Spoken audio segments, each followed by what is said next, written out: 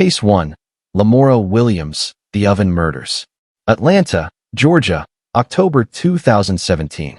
On a cold October night in the year 2017, a video call would expose one of the most horrific crimes Atlanta had ever witnessed. Lamora Williams, a 24-year-old mother of 4, made a call that would haunt investigators for years to come. The father of 2 of her children, Jamil Penn, answered his phone expecting a routine check-in. Instead, he saw something that would shatter his world forever. Through the grainy video connection, he could see his 2 youngest sons, 1-year-old Jacarter Penn and 2-year-old Keyant Penn, lying motionless on the floor of their apartment. "What's wrong with them?" he screamed into the phone. "What did you do?" Lamora's response was chilling in its casualness. She claimed she had left the children with a babysitter named Joy. She insisted she had just returned home to find them like this. But Jamil Penn knew something was terribly wrong. He immediately called 911. When Atlanta police officers arrived at the Oakland City West End apartment complex, they were met with a scene that veteran detectives would later describe as one of the worst they had ever encountered. The small apartment reeked of gas. The oven door stood open, and 2 beautiful little boys lay dead on the kitchen floor. Detective Christine Marinsky, who had spent 15 years working homicide cases, later testified that she knew immediately this was no accident.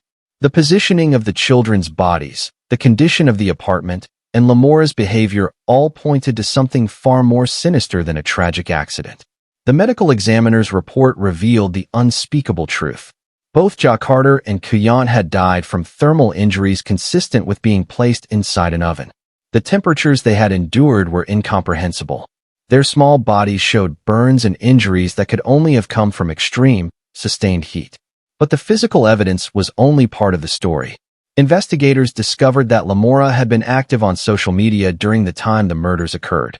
While her children were dying, she was posting videos, chatting with friends, and maintaining an online presence as if nothing was happening.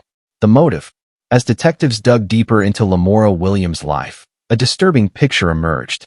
She was overwhelmed by motherhood, frustrated by her circumstances, and increasingly erratic in her behavior.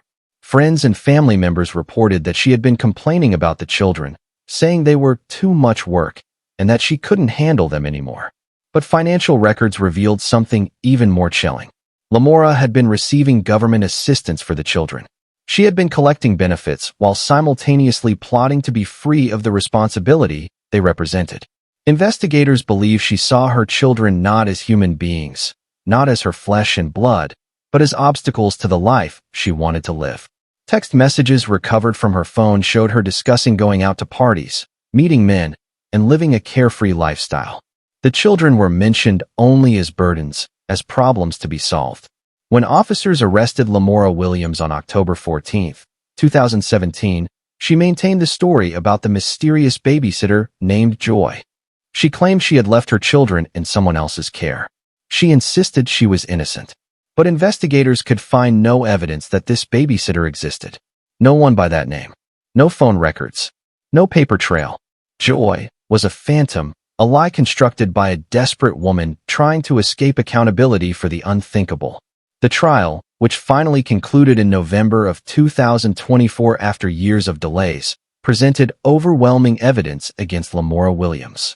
The prosecution, led by Fulton County District Attorney's Office, methodically destroyed every aspect of her defense. Forensic experts testified about the thermal injuries. Child welfare specialists explained the impossibility of her timeline. Digital forensic analysts showed her social media activity during the murders. And perhaps most damning of all, the video call to Jamil Penn was played in court. A father's anguished cries echoing through the courtroom as he realized his children were dead. The jury deliberated for less than 4 hours. When they returned, the verdict was unanimous on all counts. Guilty of 2 counts of murder, guilty of cruelty to children in the first degree, guilty of making false statements. Judge Kimberly Adams showed no mercy during sentencing. Looking directly at Lamora Williams, she delivered a sentence that ensured this mother would never harm another child. Life without the possibility of parole, plus an additional 35 years. "You took 2 innocent lives," Judge Adams said, her voice steady but filled with emotion. "You betrayed the most fundamental trust that exists in human society, the trust between a mother and her children. You will spend every remaining day of your life behind bars, and that is exactly what you deserve. Lamora Williams showed no emotion as she was led away in handcuffs. The woman who had once been entrusted with the care of 4 children would now spend the rest of her life in a cell, her freedom extinguished forever. Carter and Kuyant Penn were laid to rest in a joint funeral attended by hundreds of community members who never knew them but were heartbroken by their story. Their father, Jamil Penn, established a foundation in their memory to help protect vulnerable children. The 2 surviving children were placed with family members who could provide the love and care their mother had refused to give. They are growing up knowing the truth about what happened to their brothers, carrying that weight, but surrounded by people who will never let them forget that they are loved and valued. Lamora Williams remains incarcerated at a Georgia correctional facility, where she will die. There is no possibility of parole, no chance for clemency, no hope of ever walking free again. The state of Georgia has made it clear, a mother who murders her own children in such a horrific manner has forfeited any right to freedom. Case 2. Tiffany Moss, the starvation death of Imani Moss. Lawrenceville, Georgia, October 2013. When 10-year-old Imani Moss stopped showing up for school in the fall of 2013, her teachers became concerned. Imani had been a bright student, always eager to learn despite some challenges at home. But as weeks turned into months and calls to her home went unanswered, the Gwinnett County school system contacted authorities. What investigators would discover in the small apartment in Lawrenceville would lead to Georgia's first death penalty sentence for a woman in over 70 years. Tiffany Moss was not Imani's biological mother, but she was the woman who had been entrusted with the little girl's care when she married Imani's father, Iman Moss, in 2010.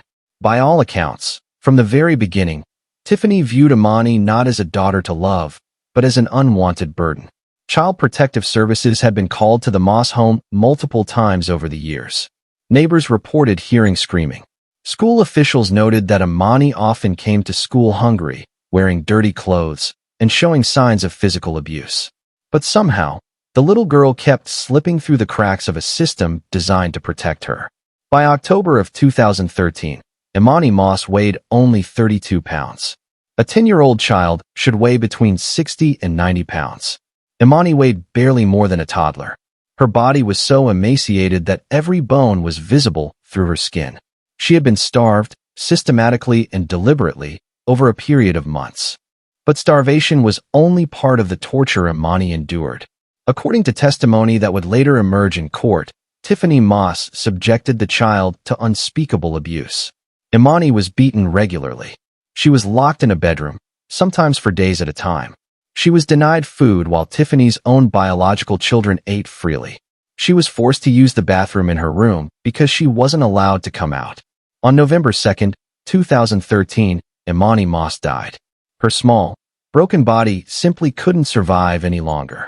Rather than calling 911, rather than seeking help, rather than showing any remorse for what they had done, Tiffany and Iman Moss decided to hide the evidence of their crime. They placed Imani's body in a trash can. They doused it with chemicals. They set it on fire. And then they disposed of the remains at an apartment complex dumpster as if their daughter was nothing more than garbage. For weeks, they told anyone who asked that Imani had gone to live with relatives. They claimed she was staying with family in another state. They maintained this lie even as investigators began to close in, even as the evidence mounted, even as it became clear that little Imani was never coming back. Gwinnett County Police Detective Mary Reynolds was assigned to the case when school officials finally reported Imani missing in November of 2013. What started as a welfare check quickly escalated into a criminal investigation. When Detective Reynolds interviewed Tiffany and Iman Moss, their stories didn't match. Iman claimed Imani was with relatives in Jamaica. Tiffany said she was with family in Atlanta. Neither could provide any contact information. Neither could explain why Imani's belongings were still in the apartment if she had supposedly moved away. A search of the apartment revealed a room that Detective Reynolds later described as a torture chamber. The small bedroom where Imani had been kept was filthy, with evidence of human waste, bloodstains, and signs of prolonged confinement. The walls had scratch marks. The door showed evidence of being locked from the outside. But the most damning evidence came from the apartment complex dumpster. Forensic teams recovered charred remains from the trash that DNA testing confirmed belonged to Tiffany Moss. The medical examiner determined that she had died from starvation and chronic abuse, and that her body had been burned after death in an attempt to hide evidence. On November 5, 2013, both Tiffany Moss and Iman Moss were arrested and charged with murder, cruelty to children, and concealing a death. The community was outraged. The nation was horrified, and prosecutors vowed to seek the ultimate punishment. Iman Moss eventually agreed to cooperate with prosecutors in exchange for life in prison without parole. His testimony would prove crucial in the case against Tiffany, revealing the full extent of the abuse Tiffany had suffered and confirming that Tiffany had been the primary perpetrator. Tiffany Moss's trial began in April of 2019 in Gwinnett County Superior Court. In a shocking and unusual move, Tiffany chose to represent herself, firing her public defenders and taking control of her own defense. Legal experts warned that this was a terrible decision. Capital cases are incredibly complex, requiring extensive knowledge of criminal law, procedure, and strategy. But Tiffany insisted she could defend herself better than any attorney. She was wrong. Over the course of the trial, prosecutors presented overwhelming evidence of Tiffany's guilt. They showed photographs of Tiffany's emaciated body that made jurors weep. They called witnesses who testified about the abuse they had witnessed. They brought in medical experts who explained in graphic detail how Tiffany had died. Iman Moss took the stand and described how Tiffany had insisted on punishing Tiffany, how she had withheld food as discipline, how she had beaten the child for minor infractions. He claimed he had been afraid of Tiffany, afraid she would hurt him too if he intervened. It was a pathetic defense that fooled no one, but it served to further cement Tiffany's guilt. Tiffany's self-representation was disastrous. She had no coherent defense strategy. She failed to cross-examine witnesses effectively. She presented no evidence in her own defense. And when it came time for closing arguments, she had nothing to say that could possibly excuse or explain what she had done. The jury found Tiffany Moss guilty on all counts: murder, cruelty to children in the first degree, concealing a death, and making false statements. The verdict came swiftly, and the punishment phase began immediately. In capital cases, the jury must decide whether the defendant should receive life in prison or the death penalty. They must weigh aggravating factors against mitigating factors. They must consider whether there is any reason to show mercy. The jury found no such reason. On May 1, 2019, Tiffany Moss became the first woman sentenced to death in Georgia in over 70 years. The decision was unanimous. Every member of the jury agreed that Tiffany's crimes were so heinous, so cruel, so utterly devoid of any humanity that she deserved the ultimate punishment. Judge George Hutchinson formally imposed the death sentence, stating, "The abuse that child suffered at your hands is beyond comprehension. You starved her. You tortured her. You killed her. And then you burned her body and threw her away like trash. You have earned this sentence, and the people of Georgia have spoken through this jury that you should pay for your crimes with your life." Today, Tiffany Moss sits on death row at Arendelle State Prison in Alto, Georgia. She is the only woman on death row in the state. She spends 23 hours a day in solitary confinement in a small cell, allowed out only for 1 hour of recreation and occasional showers. Her appeals are ongoing, as they are in all death penalty cases, but legal experts believe her chances of overturning the conviction are virtually non-existent. The evidence was overwhelming. Her decision to represent herself eliminated most grounds for appeal based on ineffective counsel, and the nature of her crime makes it unlikely any court will show sympathy. Tiffany Moss will likely die in that prison, whether by execution or natural causes. She will never know freedom again. She will never feel sunlight on her face without shackles. She will never experience joy, love, or peace. She will live out her days in a concrete box, waiting for the day Georgia carries out its sentence. Tiffany Moss's short life and tragic death led to significant reforms in Georgia's Child Protective Services system. The Gwinnett County School System implemented new protocols for following up on absent students. Child welfare agencies increased training for caseworkers on recognizing signs of severe abuse and neglect. A foundation was established in Tiffany's name to help protect vulnerable children and to advocate for those who cannot speak for themselves. Every year on Imani's birthday, community members gather to release purple balloons. Purple was Imani's favorite color, and to remember a little girl who deserved so much better than the life she was given. Imani's biological mother, who had lost custody due to her own struggles, has spoken publicly about her daughter's death, expressing regret that she couldn't protect her and working to help other mothers overcome the challenges that led to her losing custody. She visits Imani's grave regularly and has said that not a day goes by that she doesn't think about the daughter who should still be alive. Case 3.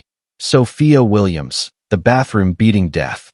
Midway, Georgia, March 2022. Potty training is one of the most challenging milestones for both parents and children. It requires patience, understanding, and gentle guidance. For most parents, accidents are expected, normal, and handled with compassion. But for Sophia Williams, a mother in the small coastal Georgia town of Midway, a potty training accident would trigger an explosion of violence that ended in murder. 4-year-old Anthony Weiss was a sweet, energetic little boy who loved playing with toy cars and watching cartoons. He was still learning to use the bathroom consistently, as many children his age are. On March 23, 2022, Anthony had an accident. He didn't make it to the bathroom in time. Sophia Williams's response was to beat him to death. At approximately 3:15 in the afternoon, a frantic call came into Liberty County 911 dispatch.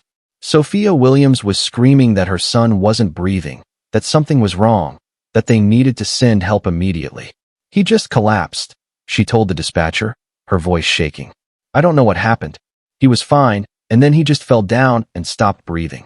Emergency medical technicians arrived at the mobile home within 8 minutes. What they found contradicted everything Sophia had told the dispatcher. Anthony Weiss was dead. His small body showed signs of severe trauma. He had bruises covering his torso, his arms, his legs. His face was swollen. There were marks consistent with being struck repeatedly with a blunt object. This was not a child who had simply collapsed. This was a child who had been beaten, violently and repeatedly. The EMTs immediately contacted law enforcement. This was not a medical emergency.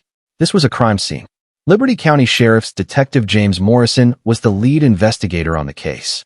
A 20-year veteran of law enforcement, Detective Morrison had seen his share of child abuse cases, but something about this one struck him immediately as particularly brutal. The mobile home showed no signs of forced entry, no evidence of an intruder, no indication that anyone other than Sophia and Anthony had been present. Sophia's 2 other children, both younger than Anthony, were found unharmed in another room, watching television as if nothing had happened. When Detective Morrison interviewed Sophia, she stuck to her story. Anthony had been fine. She had been in another room. She heard a noise, came back, and found him unconscious. She insisted she had no idea how he had gotten injured. But the autopsy report told a different story. Dr. Patricia Henderson, the medical examiner who performed Anthony's autopsy, documented injuries that could only have resulted from sustained, violent abuse. Anthony had suffered multiple blunt force trauma injuries to his head, torso, and extremities. He had internal bleeding. His liver was lacerated. He had rib fractures in various stages of healing, indicating this was not the first time he had been severely beaten. The cause of death was determined to be blunt force trauma to the abdomen, causing internal injuries that proved fatal. The manner of death was ruled homicide. Dr. Henderson's report was clear and unequivocal. Anthony Weiss had been beaten to death. The injuries were not consistent with a fall, an accident, or any other explanation. Someone had struck this child multiple times with extreme force, and that someone had killed him. As investigators dug deeper, cracks began to appear in Sophia Williams's story. Neighbors reported hearing screaming and crying coming from the mobile home in the days before Anthony's death. Teachers at the daycare Anthony occasionally attended noted that he had become increasingly withdrawn and had shown up with unexplained bruises on multiple occasions. Most damning of all was the forensic evidence from the mobile home itself. Blood spatter analysis showed that Anthony had been beaten in the bathroom. The pattern of blood indicated he had been struck while standing, then while on the ground. The evidence suggested he had been trying to protect himself, raising his arms to shield his head from the blows. Investigators also found the weapon, a heavy wooden paddle that Sophia had been using as discipline. The paddle tested positive for Anthony's blood. It had Anthony's DNA on it, and it matched the injury patterns documented in the autopsy. Confronted with this evidence, Sophia's story changed. She admitted that Anthony had had a potty training accident. She claimed she had lost her temper and disciplined him more harshly than she intended. She tried to frame it as a discipline incident that had gone too far. But the evidence showed this was far more than discipline. This was rage. This was violence. This was murder. On March 24, 2022, just one day after Anthony's death, Sophia Williams was arrested and charged with felony murder, cruelty to children in the first degree, and aggravated assault. The Liberty County District Attorney's Office made it clear they would be seeking the maximum possible sentence. Anthony's biological father, who had been estranged from Sophia, was devastated. He had been fighting for custody of Anthony, concerned about reports of abuse, but the court system had moved slowly. Now his son was dead, and he would never have the chance to save him. The two surviving children were immediately removed from Sophia's custody and placed with family members. Child Protective Services opened an investigation into how they had missed the warning signs, how Anthony had slipped through the cracks despite multiple red flags. Sophia Williams's trial took place in Liberty County Superior Court in November of 2025, more than 3 years after Anthony's death. The delay was due to COVID-19 pandemic-related court backlogs and multiple continuances requested by the defense. The prosecution, led by Assistant District Attorney Jennifer O'Neill, presented a methodical and devastating case. They called EMTs who described the scene they encountered. They called Dr. Henderson, who walked the jury through Anthony's injuries in graphic detail. They called forensic experts who explained the blood evidence. And they called neighbors and daycare workers who testified about the abuse they had witnessed or suspected. The defense attempted to argue that Sophia had been overwhelmed, that she had mental health issues, that she deserved compassion rather than condemnation. They painted a picture of a single mother struggling to care for 3 young children with limited resources and support. But the jury wasn't buying it. Millions of parents face stress, struggle with limited resources, and deal with the challenges of raising young children. They don't beat their 4-year-olds to death over potty training accidents. After deliberating for just over 5 hours, the jury returned with a verdict, guilty on all counts. Sophia Williams showed no emotion as the verdict was read, sitting stone-faced at the defense table while Anthony's family wept in the gallery. The sentencing hearing was held in December of 2025. Prosecutors presented evidence of Sophia's prior history, including other instances where she had been investigated for child abuse, but not charged. They argued that she represented a continuing danger to children and that she had shown no genuine remorse for her actions. The defense asked for mercy, arguing that Sophia could be rehabilitated and that she deserved a chance at parole someday. They presented testimony from a psychologist who diagnosed her with various mental health conditions and claimed she could be treated. Judge Michael Thompson was unmoved. "You had every opportunity to seek help," Judge Thompson said during sentencing. "You had every opportunity to recognize that you were overwhelmed and couldn't cope. Instead, you chose violence. You chose to beat a 4-year-old child to death because he had a bathroom accident. There is no justification for what you did. There is no excuse. And there will be no mercy from this court." Judge Thompson sentenced Sophia Williams to life in prison without the possibility of parole, plus an additional 10 years. The sentence ensured that Sophia Williams would die in prison. She would never be free again. She would never have the opportunity to harm another child. Sophia Williams is currently serving her sentence at Pulaski State Prison in Hawkinsville, Georgia. She has filed an appeal, arguing that her trial attorney was ineffective and that the sentence is unconstitutionally harsh. Legal experts give her appeal little chance of success. Inside prison, Sophia is reportedly isolated from other inmates. Child killers are not well regarded in the prison population, and inmates who have murdered their own children are considered the lowest of the low. Sophia spends most of her time in protective custody, separated from the general population for her own safety. She will celebrate every birthday, every holiday, every milestone of her life behind bars. She will grow old in prison, and she will die in prison, having forfeited her freedom on the day she decided that a 4-year-old's potty training accident was worth killing him over. Anthony Vice's funeral was attended by more than 200 people, most of whom had never met him. The community came together to mourn a little boy who had been failed by every system meant to protect him. His father established a foundation to advocate for better training for Child Protective Services workers and for more aggressive intervention in suspected abuse cases. He has spoken publicly about the warning signs he saw, the concerns he raised, and his frustration with a system that didn't act quickly enough to save his son. Every year on Anthony's birthday, family and community members gather at his grave to release balloons and remember a little boy who should still be playing with toy cars, watching cartoons, and learning to navigate the world. Instead, he's a statistic, a cautionary tale, and a reminder that sometimes the greatest danger to a child comes from the person who should love them most. Case 4.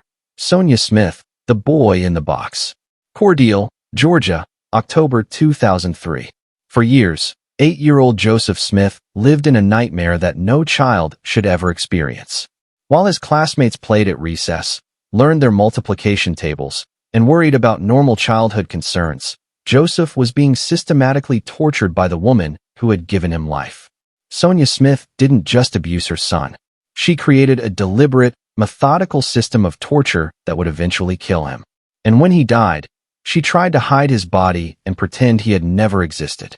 On October 14, 2003, Crisp County Sheriff's deputies responded to a call from a concerned neighbor in Cordele, Georgia.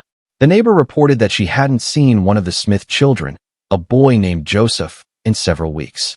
She was worried that something might have happened to him. When deputies arrived at the Smith home, Sonya initially claimed that Joseph was staying with relatives out of state, but she couldn't provide any contact information. She couldn't say exactly where he was, and her story kept changing every time she was asked. Deputies obtained a search warrant. What they found inside the house would haunt them for the rest of their careers. In a small bedroom at the back of the house, investigators found a wooden box, roughly 4 feet by 3 feet by 2 feet, barely large enough for a child to fit inside. The box had a lock on the outside. The inside was stained with bodily fluids. And nearby, investigators found evidence that Joseph had been locked in this box for extended periods. But Joseph himself was gone. As investigators continued searching the property, they made a grim discovery. Buried in the backyard, wrapped in plastic bags and covered with dirt, was the decomposed body of a child. Dental records would later confirm that it was Joseph Smith. He had been dead for several weeks. The medical examiner's report revealed a horror story of prolonged abuse. Joseph had been severely malnourished, weighing only 36 pounds at the time of his death, about half what a healthy 8-year-old should weigh. He had healed fractures in multiple bones, indicating repeated physical abuse over an extended period. He had scars consistent with being struck with various objects. And he had died from a combination of malnutrition, infection, and blunt force trauma. As Crisp County investigators delved into the Smith family history, they uncovered years of abuse that had somehow gone undetected or unreported. Joseph had been enrolled in school sporadically, but Sonya had withdrawn him the previous year, claiming she would homeschool him. Of course, no homeschooling ever took place. The withdrawal was simply a way to hide Joseph from anyone who might notice his deteriorating condition and intervene. Sonya's other children, when interviewed by child welfare specialists, revealed the full extent of Joseph's suffering. He had been locked in the wooden box as punishment, sometimes for days at a time. He had been denied food while the other children ate. He had been beaten regularly. He had been isolated from the rest of the family, treated as if he were something shameful that needed to be hidden away. Why? The other children couldn't fully explain it. Sonya had simply decided that Joseph was bad, that he was different from the other children, that he deserved to be punished. There was no rational explanation, no clear motive. Sonya had simply chosen one of her children to victimize, and she had done so with methodical cruelty. Sonya Smith was arrested on October 15, 2003, and charged with murder, cruelty to children, and concealing a death. The Crisp County community was shocked. Neighbors who had known the Smith family expressed disbelief that such horror could have been happening next door. But the evidence was overwhelming. The wooden box, the body in the backyard, the testimony of the other children, the medical examiner's findings. There was no defense, no excuse, no way to explain away what Sonya had done. Sonya Smith's trial took place in March of 2007 in Crisp County Superior Court. The prosecution presented a case that methodically documented the years of abuse Joseph had suffered before his death. Photographs of the wooden box were shown to the jury. Several jurors wept. The dimensions were explained, barely large enough for a child to lie down, with no ventilation, no light, no comfort. Expert witnesses testified about the psychological damage that such confinement would cause, the terror a child would experience being locked in a small box in the dark, unable to move, not knowing when or if he would be released. The medical examiner walked the jury through Joseph's injuries, using medical diagrams and x-rays to show the broken bones that had healed, the scars from beatings, the evidence of chronic malnutrition. She explained that Joseph had suffered for years before his death, that his body showed signs of systematic abuse over an extended period. Most damaging of all was the testimony from Joseph's siblings. Though the children were young and clearly traumatized, they described what they had witnessed. They talked about hearing Joseph crying in the box. They remembered being told not to talk to him, not to give him food, not to acknowledge his existence.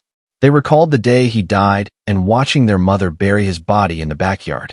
The defense attempted to argue that Sonya suffered from mental illness, that she had been overwhelmed and unable to cope. They presented testimony from a psychiatrist who diagnosed her with various disorders and claimed she wasn't fully responsible for her actions. But the jury rejected this defense. Mental illness might explain irrational behavior, but it didn't excuse years of calculated torture.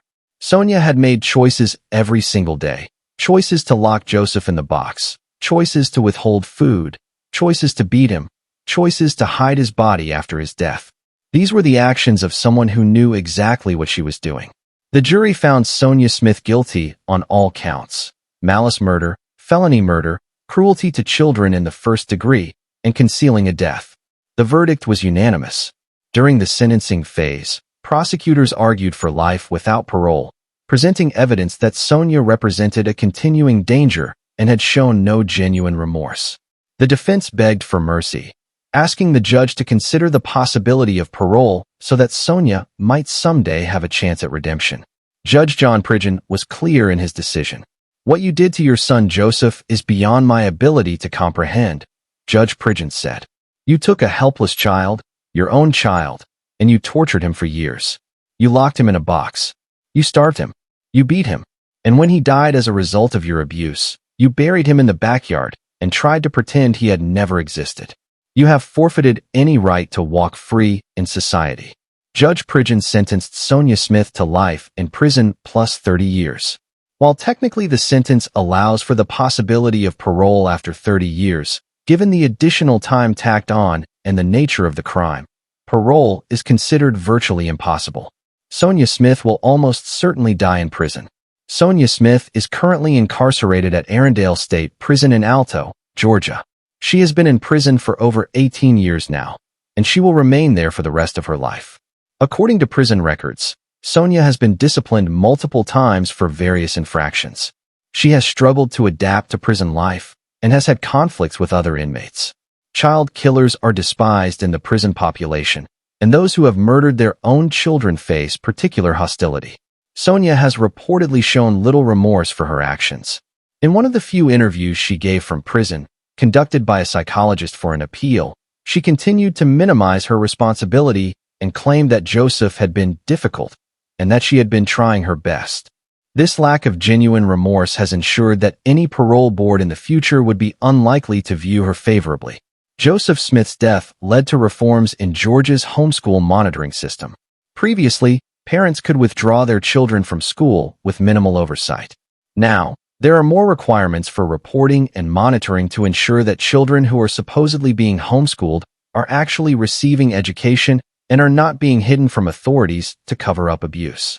The wooden box that was used to confine Joseph was preserved as evidence and has been used in training sessions for Child Protective Services workers, law enforcement officers, and educators to help them recognize signs of extreme abuse and understand the importance of intervention.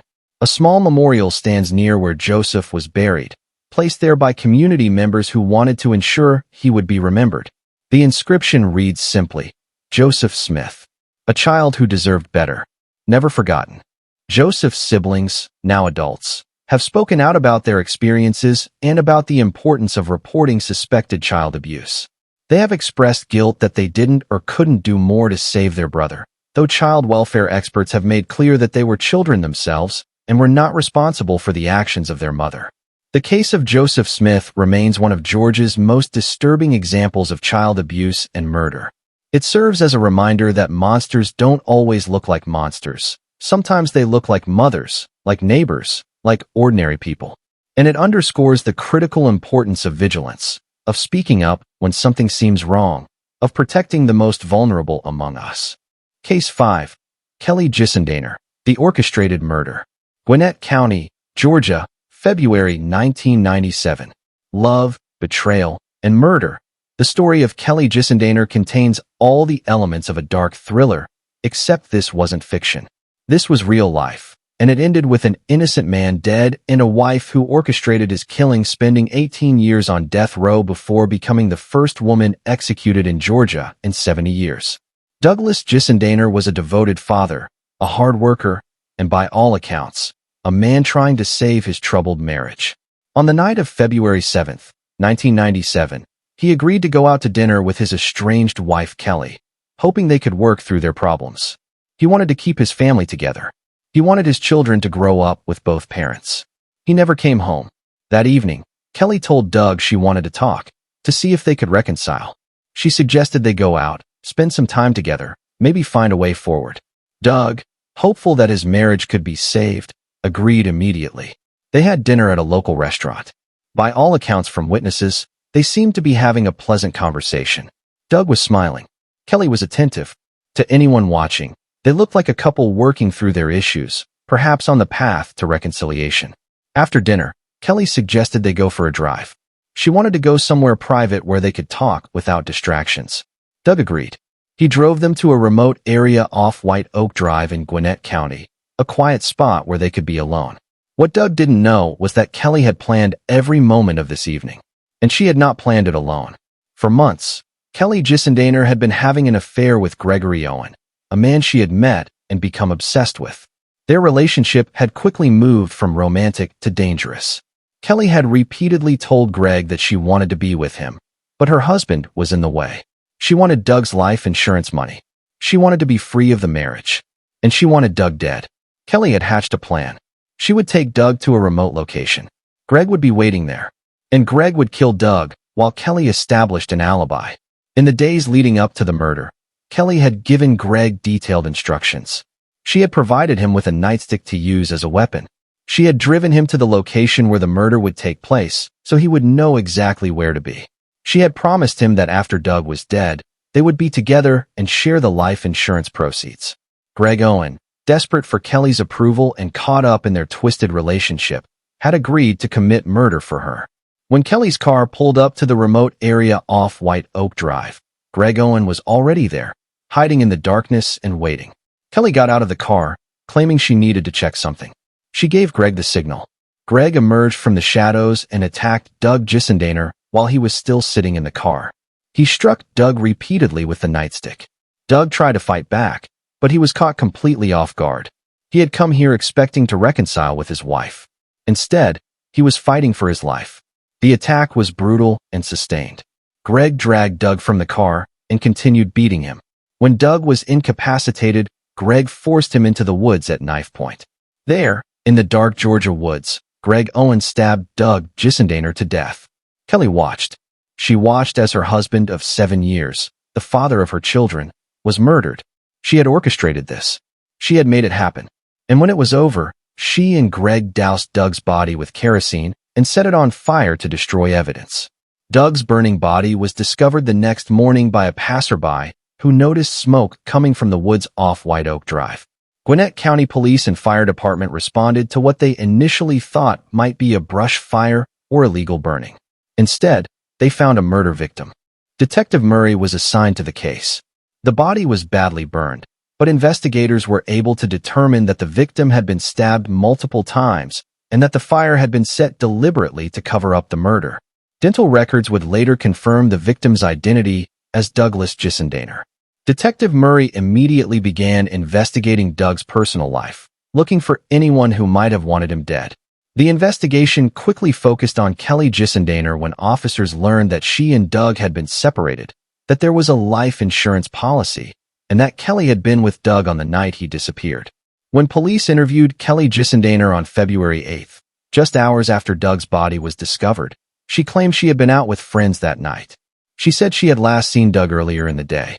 She expressed shock and grief at the news of his death, crying and asking who could have done such a thing. But Kelly's story had problems. Her alibi didn't check out. Friends she claimed to have been with that night couldn't confirm her whereabouts during the critical hours. Her car had been seen in the area where Doug's body was found, and witnesses at the restaurant reported seeing Kelly and Doug having dinner together, directly contradicting her claim that she hadn't seen him that night. As Detective Murray dug deeper, Kelly's story unraveled completely. Phone records showed extensive communication between Kelly and Greg Owen in the days and hours leading up to the murder. Witnesses reported seeing Kelly and Greg together frequently. And when police searched Kelly's home, they found notes and letters that suggested Kelly had been planning something. The investigation took a decisive turn when Detective Murray brought in Greg Owen for questioning. Greg initially denied any involvement, but as the evidence mounted against him, his resolve crumbled. After hours of interrogation, facing the very real possibility of the death penalty, Greg Owen confessed. He told investigators everything. He described how Kelly had recruited him to kill Doug. He explained the planning that had gone into the murder. He led them through the events of that night step by step. And he made it clear that while he had been the one to physically kill Doug Gissendaner, the entire plot had been masterminded by Kelly. Greg agreed to testify against Kelly in exchange for a life sentence. His testimony would be crucial in securing Kelly's conviction. On February 12, 1997, Kelly Gissendaner was arrested and charged with murder. Despite the overwhelming evidence against her, Kelly maintained her innocence. She claimed Greg had acted alone, that she had no knowledge of his plans, that she was a victim of his obsession. But the evidence told a different story. The prosecution had phone records, witness testimony, physical evidence, and most damaging of all, they had Greg Owen willing to testify about Kelly's role in planning and orchestrating the murder. Kelly Gissendaner's trial began in November of 1997 in Gwinnett County Superior Court. The prosecution, led by District Attorney Danny Porter, presented a methodical case demonstrating that Kelly had been the mastermind behind Doug's murder. Greg Owen took the stand and provided devastating testimony. He described how Kelly had repeatedly talked about wanting Doug dead. He explained how she had provided him with the weapon. He walked the jury through the planning sessions where Kelly had mapped out exactly how the murder would happen. And he testified that Kelly had been present at the murder scene, that she had watched as he killed Doug. Phone records showed that Kelly had called Greg multiple times on the night of the murder, coordinating their movements and ensuring the plan was being executed. Witnesses testified about Kelly's affair with Greg and her statements about wanting to be free of her marriage. The defense argued that Greg Owen was the real killer and that Kelly was being unfairly blamed. They claimed Greg was lying to save himself, that he had killed Doug out of his own obsession and was now trying to shift responsibility to Kelly. But the evidence was overwhelming. The jury didn't believe Kelly's version of events. They didn't buy the defense's attempt to paint her as an innocent victim of Greg's actions. After deliberating for just a few hours, the jury returned with a verdict, guilty of murder. The conviction carried an automatic sentence of death or life without parole. During the sentencing phase, prosecutors argued that Kelly deserved the death penalty. She had coldly planned her husband's murder. She had manipulated Greg Owen into carrying it out. She had watched as Doug was killed, and she had shown no remorse, only anger at being caught. The defense begged for mercy, arguing that Kelly was a mother of 3 children who needed her, that she could be rehabilitated, that death was too extreme a punishment. The jury disagreed. In November of 1997, Kelly Gissendaner was sentenced to death. She became only the second woman on Georgia's death row in modern history. Kelly Gissendaner spent the next 18 years in a small cell at Metro State Prison in Atlanta, later transferred to Arendelle State Prison. During those years, she became a model prisoner. She participated in educational programs, earned a theology degree, mentored other inmates, and became deeply involved in religious activities. Her attorneys filed numerous appeals, arguing that her sentence was disproportionate given that Greg Owen, the person who actually killed Doug, had received only life in prison. They argued that executing Kelly while Greg remained alive was unjust. They presented evidence of her rehabilitation and transformation while incarcerated. But Georgia courts repeatedly upheld the conviction and sentence. The argument that Kelly deserved death while Greg received life was addressed directly by judges who noted that Kelly had been the mastermind, the planner, the one who had manipulated Greg into committing murder. In the eyes of the law, she was more culpable, not less. Kelly's children, who had been young when their father was murdered, grew up visiting their mother on death row. They advocated publicly for clemency, asking the Georgia Board of Pardons and Paroles to spare their mother's life. They had already lost their father, they argued. Why should they lose their mother too? On September 30th, 2015, after her final appeals were exhausted and the Georgia Board of Pardons and Paroles denied clemency, Kelly Gissendaner was executed by lethal injection at the Georgia Diagnostic and Classification Prison in Jackson.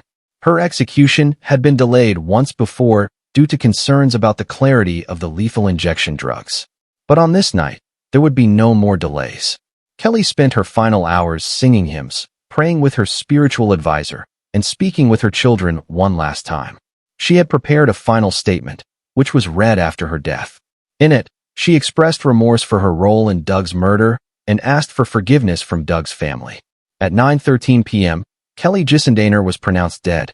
She was 47 years old. She was the first woman executed in Georgia since 1945, 70 years earlier. Kelly Gissendaner's execution reignited debates about the death penalty in Georgia and nationwide. Supporters of the death penalty argued that Kelly had received appropriate punishment for orchestrating a cold-blooded murder. Opponents pointed to her transformation in prison and argued that executing her served no purpose and was particularly unjust given that Greg Owen remained alive. Doug Gissendaner's family attended the execution. His parents, who had lost their son 18 years earlier, said that justice had finally been served. They acknowledged that it wouldn't bring Doug back, but they believed Kelly had paid the price she deserved for what she had done. Kelly's children were devastated by her execution. They had spent years building a relationship with their mother through prison visits, phone calls, and letters. They had witnessed her transformation and believed she had genuinely changed. Now they had lost both parents to the events of that night in February 1997. Greg Owen, the man who physically killed Doug Gissendaner, remains in prison serving a life sentence. He is eligible for parole, though he has been denied parole multiple times. He has expressed remorse for his actions and acknowledged that he allowed Kelly to manipulate him into committing murder. The disparity in their sentences, Greg alive in prison with the possibility of parole someday, Kelly executed, remains controversial. Legal experts note that criminal justice systems often punish the mastermind of a crime more severely than the person who carries it out, particularly when the mastermind has manipulated or coerced the actual perpetrator. The Kelly Gissendaner case serves as a reminder that murder-for-hire plots, even when carried out by a lover rather than a hired assassin, are treated with extreme seriousness by the criminal justice system. Kelly's belief that she could orchestrate Doug's death and escape accountability proved fatally wrong. The case also highlights the complexity of death penalty debates. Kelly's transformation in prison was real and documented. She genuinely appeared to have changed from the woman who had coldly planned her husband's murder. But does rehabilitation erase accountability for taking a life? Georgia's criminal justice system said no. Doug Gissendaner was 30 years old when he died. He left behind 3 young children who grew up without a father because his wife decided he was worth more to her dead than alive. His parents lost a son. His siblings lost a brother. And a community lost a good man who had simply wanted to save his marriage. Kelly Gissendaner's execution marked a historic moment in Georgia's criminal justice history. Whether you view her death as justice served or as a moral failure of the death penalty system, one thing remains clear. On a cold February night in 1997, Kelly Gissendaner set in motion events that would destroy multiple lives, including ultimately her own. Case 6. Leilani Simon, the Landfill Search. Savannah, Georgia, October 2022. When 20-month-old Quentin Simon was reported missing from his Savannah home on October 5, 2022, the community immediately rallied to help search for the toddler. Missing child cases always generate intense public interest and concern, but something about this case felt wrong from the very beginning. The person who reported Quentin missing was his own mother, Leilani Simon. She claimed she had put him to bed the night before, and when she woke up in the morning, he was gone. She suggested he might have wandered outside. She said maybe someone had taken him. But investigators quickly became suspicious. Leilani's story had inconsistencies. Her behavior seemed off, and the timeline she provided didn't make sense. Within days, what started as a missing child case would transform into a murder investigation that would captivate the nation and lead to one of the most extensive searches in Georgia history. Chatham County Police Department, along with the FBI, launched an immediate and comprehensive search for Quentin Simon. Officers searched the family home, the neighborhood, nearby woods, and waterways. Cadaver dogs were brought in. Dive teams searched retention ponds. Helicopters with thermal imaging cameras flew overhead. But there was no sign of Quentin. As investigators interviewed Leilani Simon, her story continued to change. First, she said Quentin had been sleeping in his crib. Then she said he had been sleeping in a playpen. She couldn't remember exactly what time she had last seen him. She couldn't explain how he might have gotten out of the house. Most troubling of all, Leilani showed what investigators described as a concerning lack of emotion about her missing son. While family members were distraught and the community was in anguish, Leilani seemed oddly detached from the situation. On October 12, 2022, exactly 1 week after Quentin was reported missing, Chatham County Police Chief Jeff Hadley made a grim announcement at a press conference. The investigation had shifted from a missing person case to a murder investigation.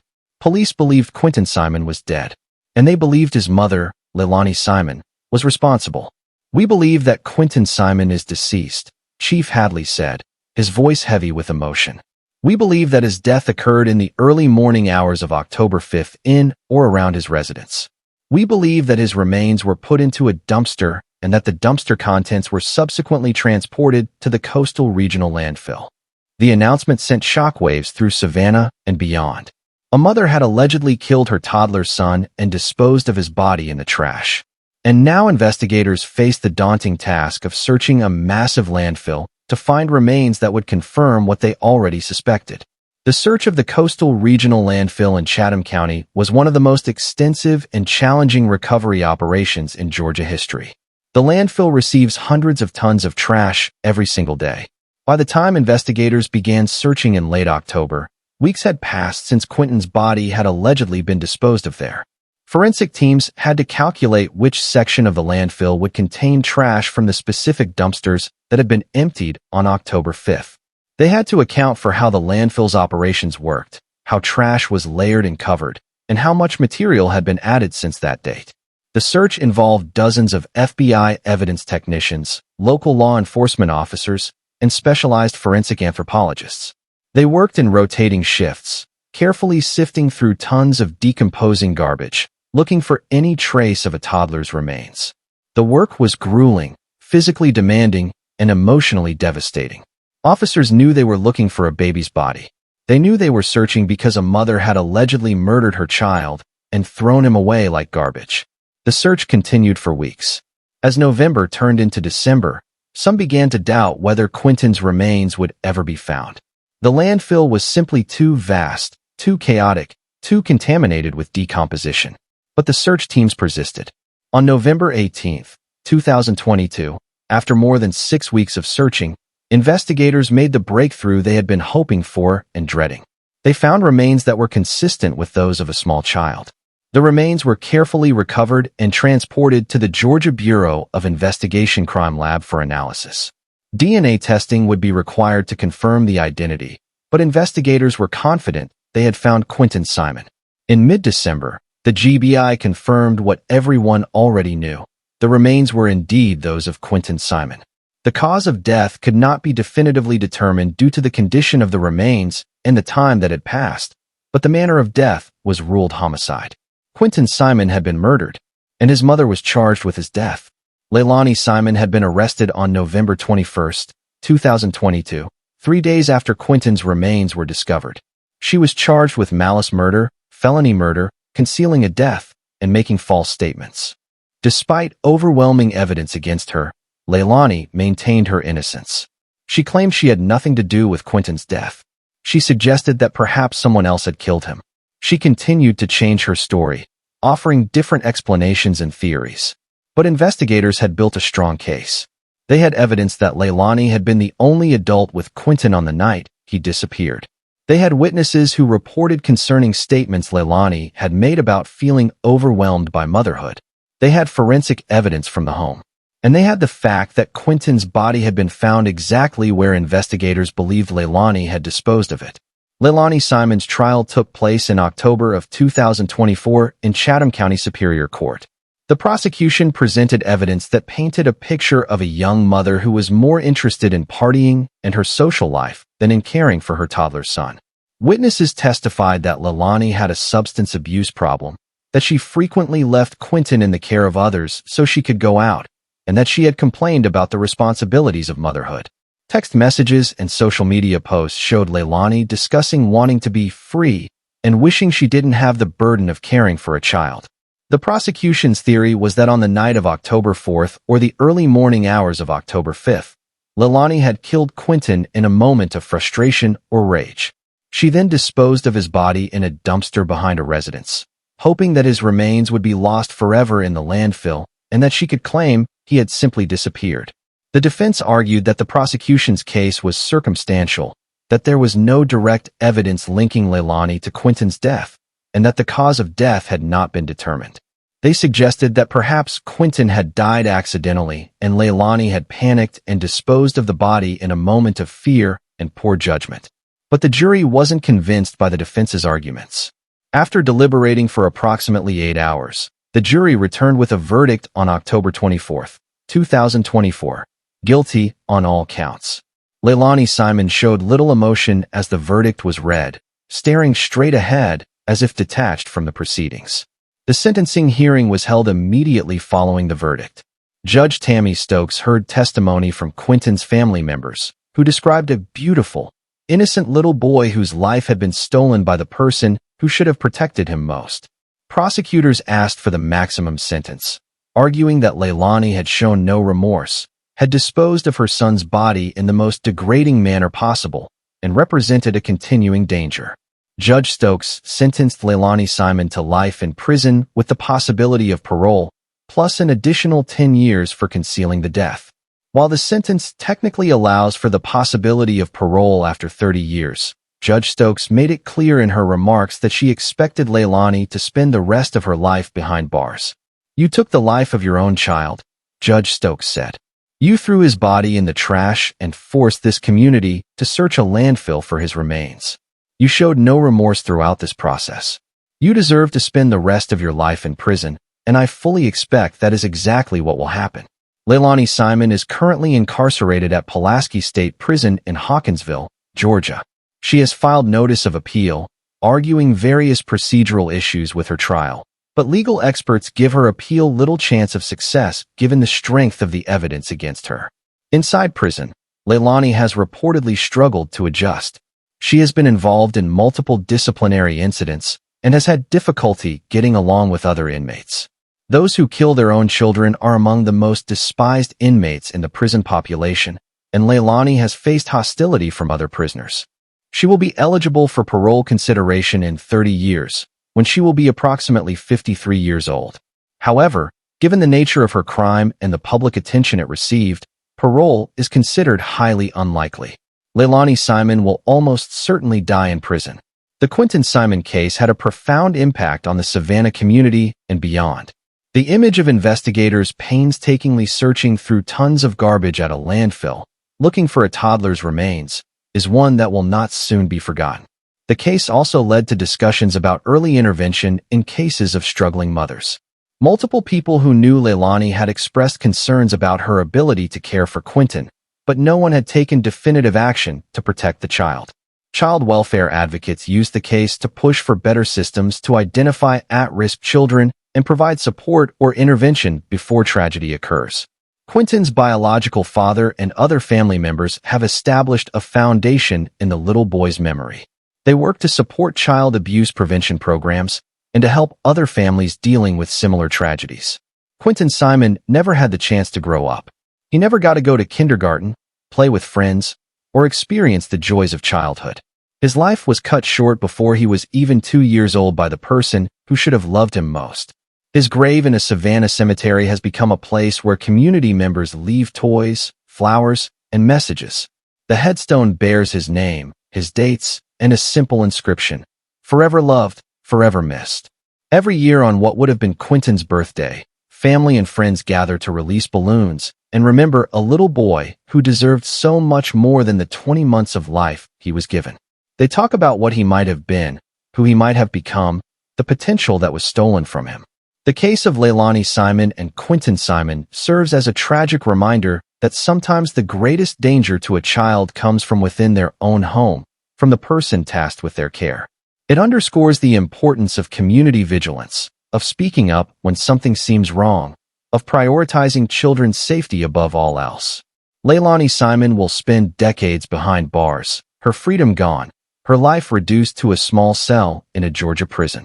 But no amount of time served can bring back the innocent life she took, can undo the horror she inflicted on her own child, or can erase the stain of throwing her baby away like garbage. Case 7. Brittany Nicole Hall, the autistic child's murder.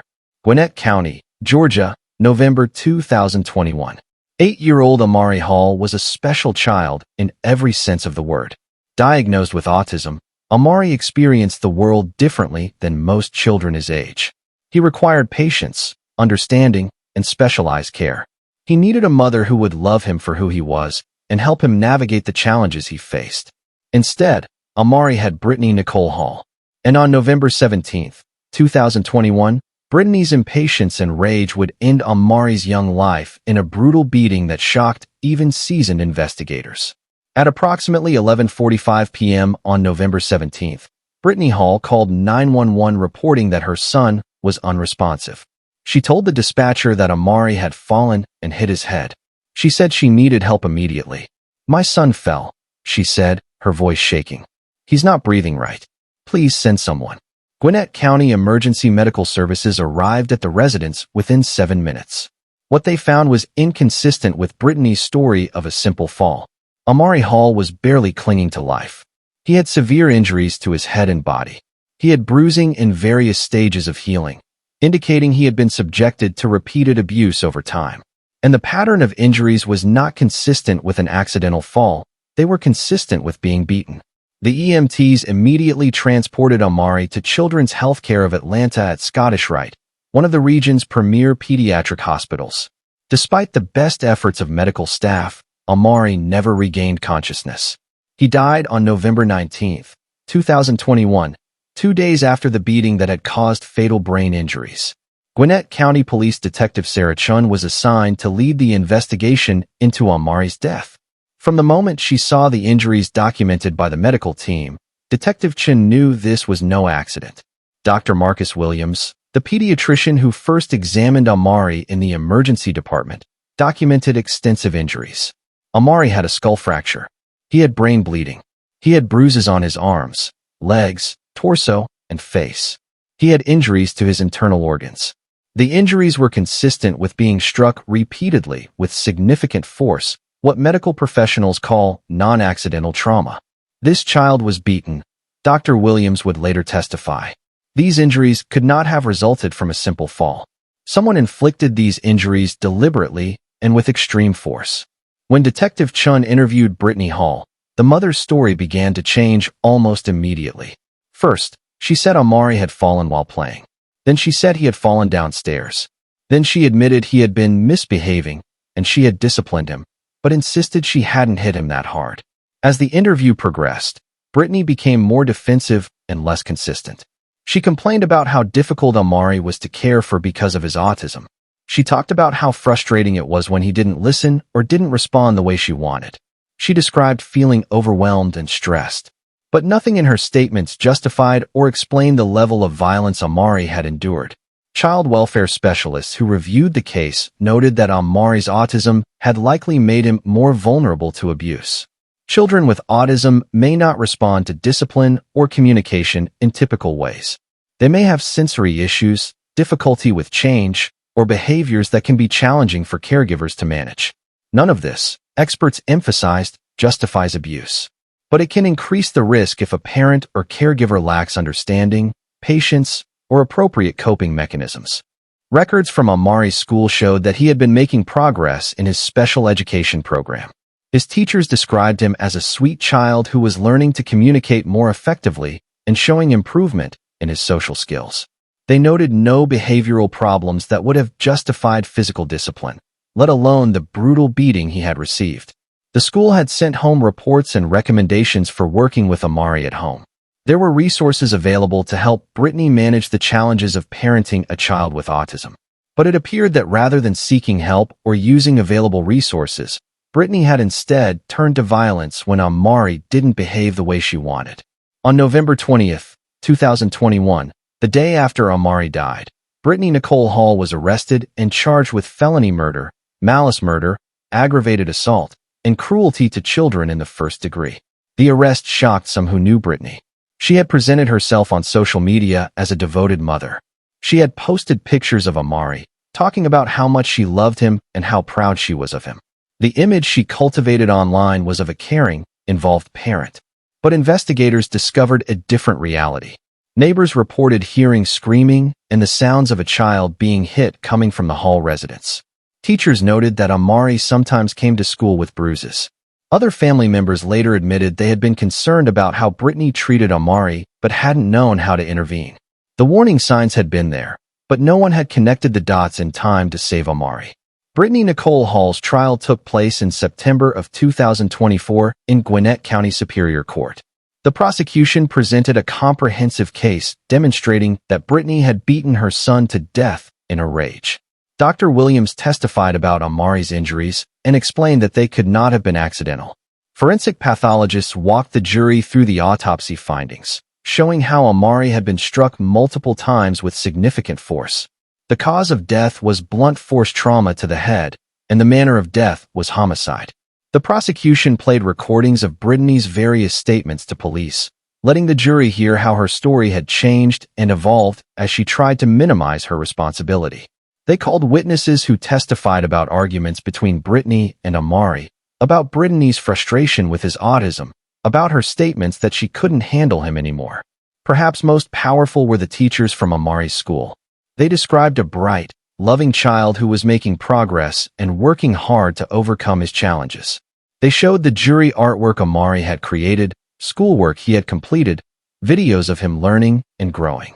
They painted a picture of a real child, not just a victim, but a person with dreams and potential whose life had been stolen. The defense attempted to argue that Brittany had been overwhelmed, that she had acted in a moment of frustration rather than with malicious intent. They brought in experts who testified about the stress of parenting a child with special needs and the challenges Brittany had faced. But the jury wasn't moved by these arguments. Stress doesn't justify murder. Frustration doesn't excuse beating an 8-year-old child to death. Millions of parents care for children with autism and other special needs every single day without resorting to violence. After deliberating for less than 6 hours, the jury found Brittany Nicole Hall guilty on all counts. She showed no visible emotion as the verdict was read, sitting silently at the defense table while Amari's family members wept. The sentencing hearing was emotionally charged. Amari's father, who had been separated from Brittany, delivered a victim impact statement that left many in the courtroom in tears. "My son was special," he said. "He saw the world in his own way. He needed love and patience, and instead he got violence and anger. Brittany took my son from me. She took his future. She took all the things he could have been. And for what? Because he didn't listen fast enough? Because his autism made him challenging? That's not a reason. That's not an excuse. That's just evil." Judge Rachel Krause sentenced Brittany Nicole Hall to life in prison with the possibility of parole after 30 years. Given the severity of the crime and the victim being her own child with special needs, Judge Krause made it clear that she expected Brittany to serve the maximum time possible. "You had resources available to you," Judge Krause said during sentencing. "You had support systems. You had options. Instead of seeking help, you chose violence. Instead of protecting your vulnerable child, you murdered him. You will spend the rest of your life in prison, and that is exactly what you deserve." Brittany Nicole Hall is currently serving her sentence at Pulaski State Prison in Hawkinsville, Georgia. Like most mothers who kill their children, she has faced hostility from other inmates and has spent significant time in protective custody for her own safety. Prison records show that Brittany has not engaged in educational programs or shown interest in rehabilitation activities. She has reportedly continued to minimize her responsibility for Amari's death and has not expressed genuine remorse. Given the nature of her crime and her lack of remorse, if she ever becomes eligible for parole in 30 years, it is highly unlikely she would be granted release. Brittany Hall will almost certainly die in prison, never again knowing freedom. In the wake of Amari's death, the autism community rallied to raise awareness about the importance of supporting families caring for children with special needs. Advocacy organizations emphasize that autism is never an excuse for abuse and that resources are available for families who are struggling. Amari's school established a memorial scholarship in his name for students with autism who show determination and progress in overcoming challenges. Every year, a student who demonstrates Amari's spirit and resilience receives support to continue their education. The Gwinnett County School District enhanced their training for teachers and staff to recognize signs of abuse in children with special needs, who may be at higher risk and may have more difficulty communicating about abuse they're experiencing. Amari's father has become an advocate for children with autism, speaking publicly about the importance of acceptance, patience, and unconditional love. He works with organizations that provide support to parents of children with special needs, trying to ensure that other families get the help they need before frustration turns to tragedy. Amari Hall's grave bears a headstone with puzzle pieces, the symbol often associated with autism awareness. The inscription reads, Amari Hall, a special boy with a beautiful spirit, gone too soon, loved forever. On what would have been Amari's birthday each year, his family and members of the autism community gather to celebrate his life. They share stories, release balloons, and commit themselves to protecting vulnerable children who cannot always protect themselves. Amari's teachers keep his artwork displayed in their classrooms, a reminder of a sweet boy who worked so hard to learn and grow. His classmates, now teenagers, still remember him and talk about how much they learned from knowing Amari and how his kindness touched their lives.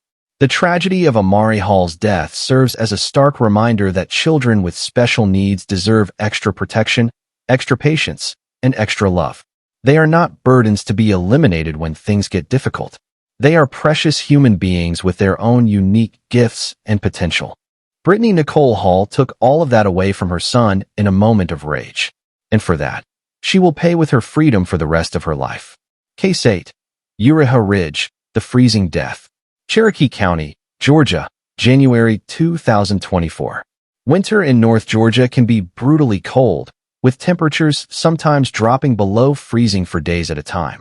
Most parents bundle their children in warm clothes, keep them inside, and ensure they're protected from the harsh elements. But on a freezing January night in 2024, Uriha Ridge made a decision that would lead to her 3-year-old daughter's death from hypothermia. This is the story of little Alina Pascal, a toddler who froze to death in the Georgia woods because her mother was high on cocaine and made a series of catastrophic decisions. On the night of January 22, 2024, temperatures in Cherokee County, Georgia, dropped to approximately 28 degrees Fahrenheit. It was a clear, cold night, the kind of night when the cold seeps into your bones, and even adults need layers of clothing and shelter to stay warm. Uriha Ridge, 32 years old, was supposed to be caring for her 3-year-old daughter Alina and her 18-month-old son. Instead, according to the evidence that would later emerge, Uriha was using cocaine and making increasingly erratic decisions. At some point during the night, Uriha decided to take Alina into the woods behind their Cherokee County home. Witnesses and evidence would later suggest that Uriha was in the grip of drug-induced paranoia and may have believed she was protecting Alina from some imagined threat. But whatever her reasoning, the decision was fatal. Uriha took her 3-year-old daughter, wearing only light clothing inadequate for the freezing temperatures, into the dense woods. She wandered with the child for hours. Alina, cold and frightened, likely cried and begged to go home. But Uriha, lost in her drug-induced state, continued deeper into the woods. Eventually, Uriha returned home, without Alina. When Uriha's family members realized Alina was missing the next morning, they immediately called 911. Cherokee County Sheriff's deputies, along with search and rescue teams, launched an immediate search of the wooded area behind the Ridge home. The search was complicated by the dense forest and the cold temperatures. Tom was critical. A 3-year-old exposed to near-freezing temperatures overnight would be in severe danger of hypothermia. After several hours of searching, deputies found Alina's small body in the woods approximately half a mile from her home. She was lying in a small depression, curled up as if trying to conserve warmth. She was wearing only a thin shirt and pants, nowhere near adequate clothing for a night with temperatures below freezing. Alina Pascal was pronounced dead at the scene. The initial assessment was that she had died from exposure to the cold, hypothermia. A 3-year-old child had frozen to death in the Georgia woods. Cherokee County Sheriff's Office investigators immediately focused on Uriha Ridge. When they interviewed her, her statements were confused, contradictory, and often incoherent. She claimed she didn't remember taking Alina into the woods. She said she thought Alina was in her room. She suggested that maybe Alina had wandered off on her own. But the evidence told a different story. Witnesses had seen Uriha with Alina heading into the woods the night before. Uriha's footprints were found in the dirt leading deep into the forest, and there was evidence she had been walking in circles, disoriented and lost. And most damning of all, toxicology tests showed that Uriha had cocaine and other substances in her system. Detective James Morrison, lead investigator on the case, pieced together what had happened. Uriha had been using cocaine, which had triggered paranoia and impaired judgment. In this altered state, she had taken Alina into the freezing woods, possibly believing she was protecting her daughter from some imagined danger. She had then wandered for hours before eventually returning home alone, apparently either forgetting about Alina or being too impaired to realize she had left her daughter behind. The medical examiner's report confirmed that Alina had died from hypothermia. Her body temperature had dropped so low that her organs had failed. She had likely been conscious and suffering for hours as the cold slowly killed her. It was one of the worst ways a child could die, and it had been entirely preventable. As investigators dug into Uriha Ridge's history, they discovered that this was not the first time concerns had been raised about her parenting. Child Protective Services had been called to investigate the Ridge home on 2 previous occasions following reports of neglect and drug use. In both previous investigations, CPS had found some concerns but had deemed them insufficient to remove the children from Uriha's care. The family had been offered services, and Uriha had been referred to drug treatment programs. But she had never followed through with treatment, and the case had been closed without further intervention. Now, CPS was facing difficult questions about why Alina had been left in Uriha's care despite known drug problems and previous neglect concerns. The agency launched an internal review and eventually implemented policy changes to improve risk assessment and intervention in cases involving parental substance abuse. On January 23, 2024, the day after Alina's body was found, Uriha Ridge was arrested and charged with felony murder, cruelty to children in the first degree, reckless conduct, and possession of cocaine. The Cherokee County District Attorney's Office made it clear they would be seeking a significant prison sentence. This wasn't an accident. This wasn't a tragic mistake. This was a mother who chose drugs over her child's safety and whose choices directly led to that child's death. Uriha's 18-month-old son was immediately removed from her custody and placed with family members. CPS made it clear that Uriha would never regain custody of any children. Uriha Ridge's trial took place in October of 2024 in Cherokee County Superior Court. The prosecution presented a case that was both straightforward and heartbreaking. Forensic pathologist Dr. Maria Santos testified about Alina's autopsy. She explained how hypothermia kills, how the body's core temperature drops, how organs begin to fail, how consciousness fades. She told the jury that Alina would have suffered for hours as the cold slowly killed her, that the child would have been aware she was freezing, that she would have been terrified and in pain. Meteorological records were introduced showing the exact temperatures that night. Weather experts testified that a 3-year-old in light clothing could not survive more than a few hours in those conditions. Alina had been left in the woods for approximately 8 to 10 hours based on the timeline investigators had established. Toxicology experts testified about the cocaine found in Uriha's system and how that drug impairs judgment and can cause paranoia and erratic behavior. They explained that Uriha would have been significantly impaired at the time she took Alina into the woods. Search and rescue personnel who found Alina's body testified about the scene. Some became emotional, describing the small child curled up in the dirt, her skin pale from the cold, her body in a position that showed she had tried desperately to stay warm. The defense argued that Uriha's drug use had impaired her judgment to such a degree that she couldn't be held fully responsible for her actions. They brought in addiction specialists who testified about how cocaine affects the brain and how addiction is a disease. They argued that Uriha needed treatment, not prison. They also presented testimony from family members who described Uriha as a loving mother when she was sober, someone who adored her children and who had struggled with addiction after a series of personal traumas. They asked the jury to show compassion and understanding. But the prosecution's rebuttal was powerful. Yes, addiction is a disease. But Uriha had made choices. The choice to use cocaine when she was responsible for caring for 2 young children. The choice to take her daughter into freezing woods rather than calling for help. The choice to return home without her daughter rather than ensuring Alina's safety. Addiction may explain her behavior, the prosecutor argued in closing statements, but it doesn't excuse it. She had a responsibility to her children. She failed that responsibility in the worst possible way. And a 3-year-old child died in the cold because of the choices Uriha Ridge made. The jury deliberated for approximately 7 hours before returning with a verdict, guilty on all counts. Uriha Ridge broke down crying as the verdict was read, the first real emotion she had shown throughout the trial. Judge Patricia Anderson presided over the sentencing hearing. She heard testimony from Alina's family members, who described a bright, happy toddler who had loved singing and playing. They shared videos of Alina dancing and laughing. They talked about the future Alina would never have, the first day of school, learning to ride a bike, growing up, all stolen because of her mother's choices. The defense begged for a sentence that would allow the possibility of parole, arguing that Uriha could be rehabilitated and that she was genuinely remorseful for what had happened. Judge Anderson sentenced Uriha Ridge to life in prison with the possibility of parole after 30 years. The judge acknowledged Uriha's addiction issues, but made clear that they did not excuse her actions. You chose to use cocaine when you were responsible for your children, Judge Anderson said. You chose to take your 3-year-old daughter into freezing woods. You chose to leave her there to die. Those were your choices. Addiction may have impaired your judgment, but you still made choices, and those choices killed your daughter. You will spend decades in prison, and if you ever are considered for parole, I hope the board remembers Alina and the suffering she endured because of you.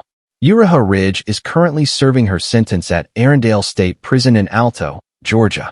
According to prison records, she has participated in substance abuse treatment programs and has reportedly been drug-free since her incarceration.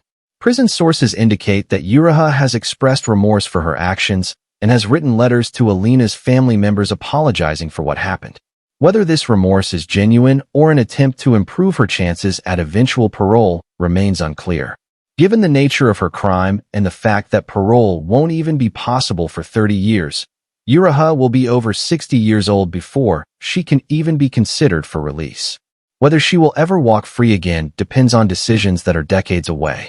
Alina Pascal's death prompted Cherokee County to review its child protective services protocols, particularly regarding cases involving parental substance abuse. The county implemented new policies requiring more intensive monitoring and faster intervention when drugs are a factor.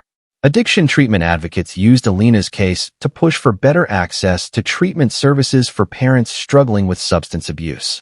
They argued that if Uriha had received effective treatment earlier, Alina might still be alive. But child welfare advocates countered that while treatment is important, child safety must always be the priority. When a parent's addiction puts children in danger, removal and protection must come before reunification efforts. Alina Pascal was only 3 years old when she died. She had barely begun to experience life. Her family describes her as a joyful child who loved music, who was learning to talk in sentences, who had just started to really develop her personality. Her grave is visited regularly by family members who leave toys, flowers, and notes. On cold winter days, visitors often leave blankets at her grave, a symbolic gesture acknowledging that Alina died without the warmth and protection she deserved. Every January 22nd, on the anniversary of Alina's death, Cherokee County holds a candlelight vigil for children who have died from neglect and abuse. Alina's name is always spoken.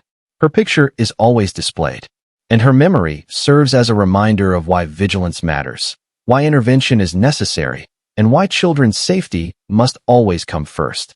The tragedy of Alina Pascal didn't have to happen. If Uriha had sought treatment for her addiction, if family members had intervened more forcefully, if CPS had taken more aggressive action earlier, Alina might still be alive. She might be starting school now, making friends, learning and growing. Instead, she's a memory, a cautionary tale, and a reminder that substance abuse and parenting are a deadly combination.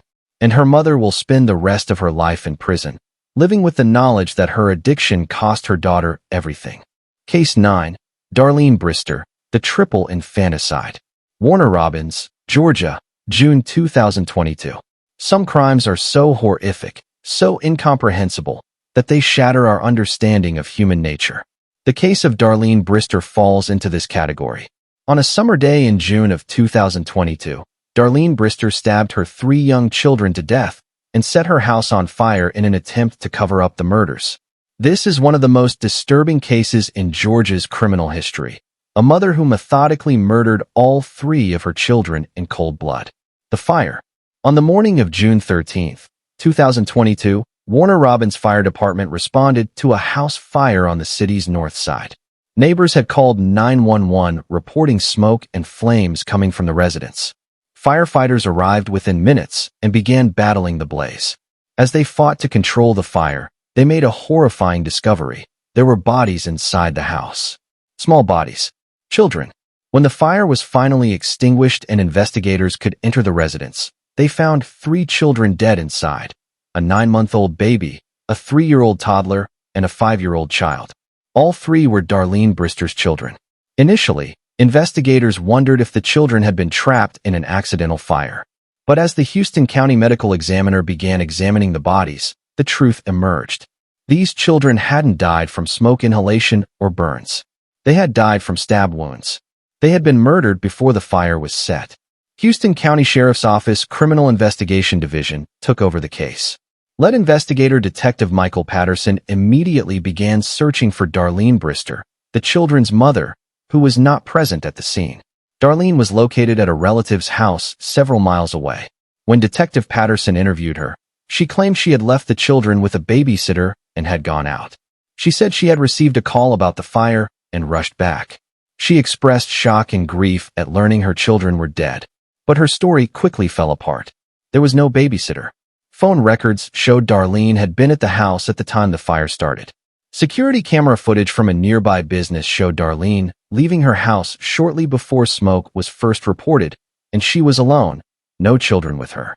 And perhaps most damning, Darlene had injuries on her hands consistent with using a knife. When confronted with this evidence, Darlene's demeanor changed. She became agitated and defensive. She refused to answer more questions without an attorney. And investigators knew they were looking at a triple homicide committed by the victim's own mother. The medical examiner's reports on the 3 children were heartbreaking. All 3 had died from multiple stab wounds. The attacks had been brutal and sustained. Each child had been stabbed numerous times, with injuries to vital organs that would have caused rapid death.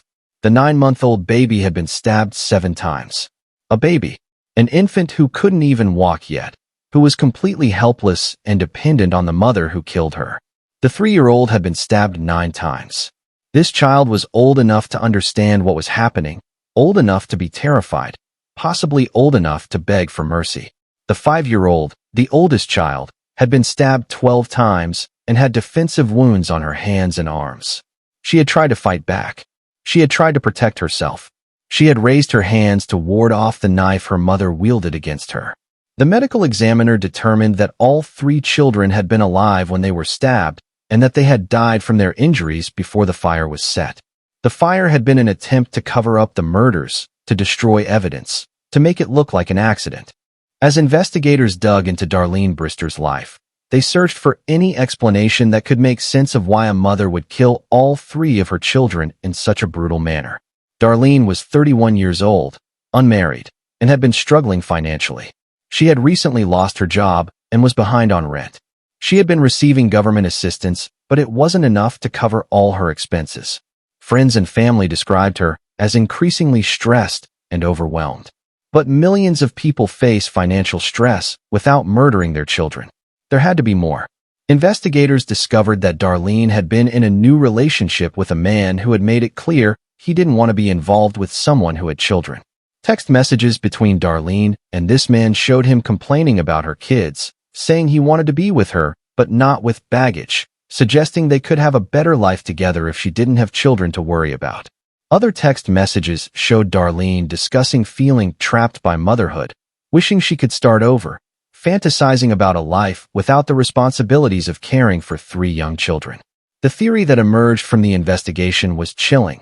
Darlene had killed her children because she saw them as obstacles to the life she wanted. She wanted to be with her boyfriend without the burden of motherhood. She wanted financial freedom without the expense of caring for children. She wanted to start over with a clean slate. So she had taken a knife and systematically murdered all three of her children. Then she had set the house on fire, hoping the blaze would destroy evidence and make it look like a tragic accident. She had planned to collect life insurance on the children and move forward with her new life. It was a plan of staggering selfishness and evil.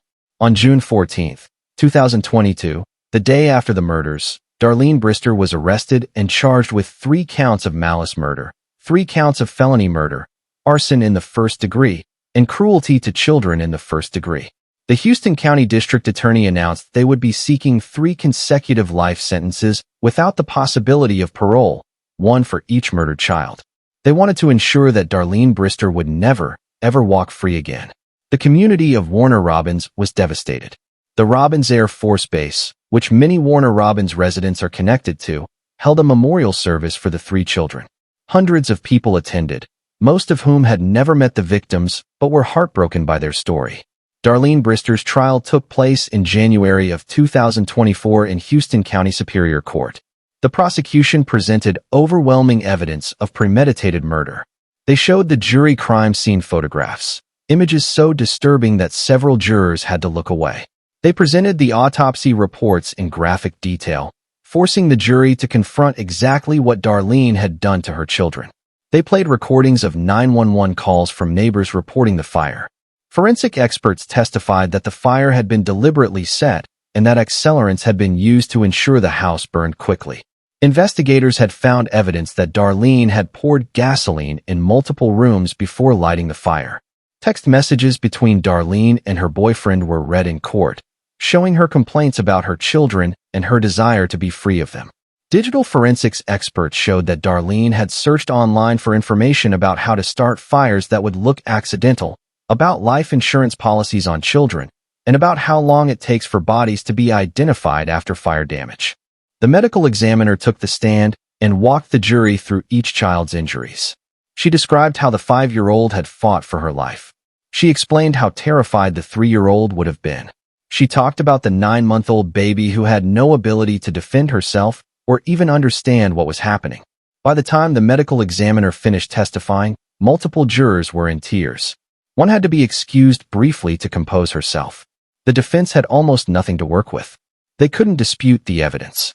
They couldn't explain away the text messages or the internet searches. They couldn't justify what Darlene had done. Instead, they focused on mental health. They brought in psychiatrists who testified that Darlene suffered from depression and possibly other mental illnesses. They suggested she had experienced a psychotic break and wasn't fully in control of her actions. But the prosecution systematically destroyed this defense. They showed that Darlene had been functioning normally in the days before the murders. They presented evidence of planning and premeditation.